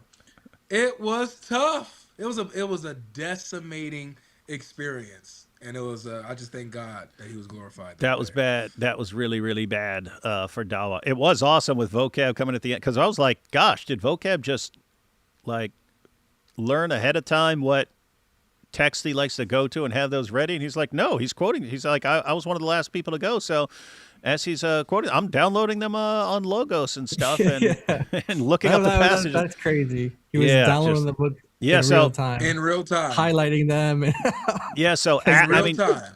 Yeah, so after Sheikh Uthman just gets cooked over and over again on arguments, like the only points that are still hanging are, I gave a source that said this, I gave a source that said that, and then vocab comes along and shows none of those sources say what you're claiming, which means you're either completely deceptive, you're deliberately misrepresenting them, or you're barely literate, like your prophet. And nowhere to go after that. All right, last one. By the way, Avery mentioned the first and the last, so it reminded me, people said they want to see me debate. Check out my last video. We had some Jehovah's Witnesses come by and we recorded a discussion. First and the last came up there. So if you guys want to see some debate, you can check that out. It's like 15 minutes or so debates with Jehovah's Witnesses. There you go. There you go. And hey, Good Night here has a good question here, and you came to the right place because I'll give you a good answer. He says, I want to share Nabil's story with my Muslim friend, but I'm scared he'll say God let him die of cancer because he left Islam and chose the wrong path. How should I respond? I understand, but can he? Yes, absolutely. And this is a situation where you can actually prepare for that ahead of time. So what you would do here is you can share Nabil's story, and then if your friend ever raises the objection, well, why'd he die? Why'd he die of cancer? Why'd he die of cancer? Isn't that God punishing him for leaving Islam? All kinds of things you can point out there. If God wanted to punish him for leaving Islam, why did he let him go around preaching around the world and put out multiple books so that he's still having an impact right now? Could have just destroyed him right after he left Islam. But apart from all that, if he wants to say, hey, someone dying like this or something, that's evidence that God is punishing him, look up a video titled Who Killed Muhammad? And be ready with those sources, because here's what you have. In the Quran, Surah 69, verses 44 to 46, Allah says that if Muhammad were to fabricate revelations, Allah would sever his aorta, Why is that relevant? We got all these hadiths where Muhammad, after being poisoned, died an agonizing death, saying that he could feel his aorta being severed. And so, why would Muhammad die in exactly the way Allah said he would die, unless Allah's punishing him according to what he said? And the point here is, a Muslim can reject that and say, hey, but what would you be rejecting? You'd be saying someone can be a totally righteous servant of God and still die a horrible, agonizing death. Okay, well, if you're granting that with Muhammad, you can't be In other words, the kings of cherry pickers, they can't be cherry picking like this. Like, oh, this guy died a agonizing death or something like this, or a really crazy death. And it's fine because he's on my side. But if someone who's outside my religion dies a painful death or something like that, that's Allah's punishment. Yeah, I'd point that out. You can't go like that. What's up, Isa? One thing I would add to that is, so in Islam, Hamza, who is the uncle of the Prophet of Islam, gets his heart and liver eaten. Like, so was he an evil, bad person based on that, according to that standard? And also, you could say, if you're using the Christian standard, pretty much most of the apostles had very difficult situations. Some of them were crucified. Like, one was crucified upside down. Like, it's not pleasant stuff. What happens to the apostle Matthew, like in the the other, like, the narratives of like the church fathers, like it's not a pleasant. Being on the path of God doesn't mean you're going to have a pleasant, easy life. Sometimes you're going to suffer. Sometimes you're going to have difficulty. So I don't think that's the standard. And I'm like, especially if you believe in the Islamic standard and you're, let's say, the standard Sunni narrative, the Muslims had to leave Mecca and go to Medina. and Khadijah dies in Mecca because of because of like the burdens of the boycott that they face. So I'm like, that doesn't even make sense according to the standard that they're coming from. So Yep. So, yeah, good night. That it's basically it's a common tendency for people to say, "Oh, this person, died in this way. See, that's this person got sick. You see, that's God's punishment," and so on. But it's pretty easy to call. It's pretty easy to call out. All right, guys. Oh, wait, one more thing on that. Adding on to how Muhammad died, if you look at the history of the Mubahala, the original one, not the one where Muslims are all doing it online. Mubahala, bro, let's do Mubahala. Do you even Mubahala, bro? Yeah, the original one, when Muhammad was challenging the Christians of Najran to do Mubahala with him, and is basically saying like, "Hey, you guys are saying Christianity is the truth. I'm saying Islam is the truth. Let's curse each other. Like, I'll curse myself and my family, and you curse yourselves and your family." And they're like, Christians. So as Christians, we're commanded to bless, not to curse. So you could, and technically it didn't actually happen, but Muhammad was willing to do that. What's interesting about this, though, is that if you look at the books, Ibn Hajar has a book, and he explains that usually, I don't know how he determined this, but in order to see like the effect of the mubahala, like it's not just like 10 years later this person said, "Oh, if I'm lying, may Allah cast me down and kill me." It's like, well, 10 years later, let's say the guy dies. He says usually it happens within a year. Usually it happens within 1 year. So if you look at the history, Ibn al-Jawzi, al-Tabari, al-Dhahabi, they all said that this mubahala was in the year 631, 1 year before Muhammad died. So he wanted to do this mubahala, and Hajar says it happens within 1 year. He just so happened to die, and not just him, kind of like what Isa was alluding to, like Muhammad's almost like his entire family was like slaughtered in terrible ways. The ones who were participating in this or was willing to participate in this. So that's another argument to show like, okay, well, Muhammad died the death that someone would die if they were cursed by Allah, according to the the Mubahala. Plus, on top of that, the aorta thing, which just adds. So these two arguments, they work together to show that Muhammad died a death that a false prophet would die, and that someone who was cursed by Allah would die. So actually cursed by Allah, yeah. Yeah, so at the end of the day, if you're going to make that sort of thing your standard, then you got to stick with it. If you're not going to apply that standard to Muhammad and his family and various companions and so on, and all kinds of Muslims that people are posting Ahmed Didat and so on in the chat. If you're not going to apply it consistently, probably not good to bring it up. Anyway, the point there was, if you think, hey, I'm not sure about bringing this up because they might raise that objection, well, think about how raising that objection, if they raise up that objection, how you'd respond. So, not a problem. All right, everyone. Thanks for watching. As far as I know, I think I'll be on tomorrow night with Anthony Rogers and Tony Costa. We're going to check out the Jay Dyer debate. Jay Dyer. Anyway, the title was something like Jay Dyer versus 5 Protestants / Catholics or something like that. So I don't know how many Protestants, how many Catholics there were. But Jay Dyer had a debate, so we're going to check some of that out. And last one here, Christians are promised eternal life, not a good life. Yeah, you're not promised a pain-free, easy life. That is true. All right, everyone, thanks for joining us. Catch y'all next time. And be sure, if you haven't already, to subscribe to Elijah Johnson Apologetics. Link is in the description box.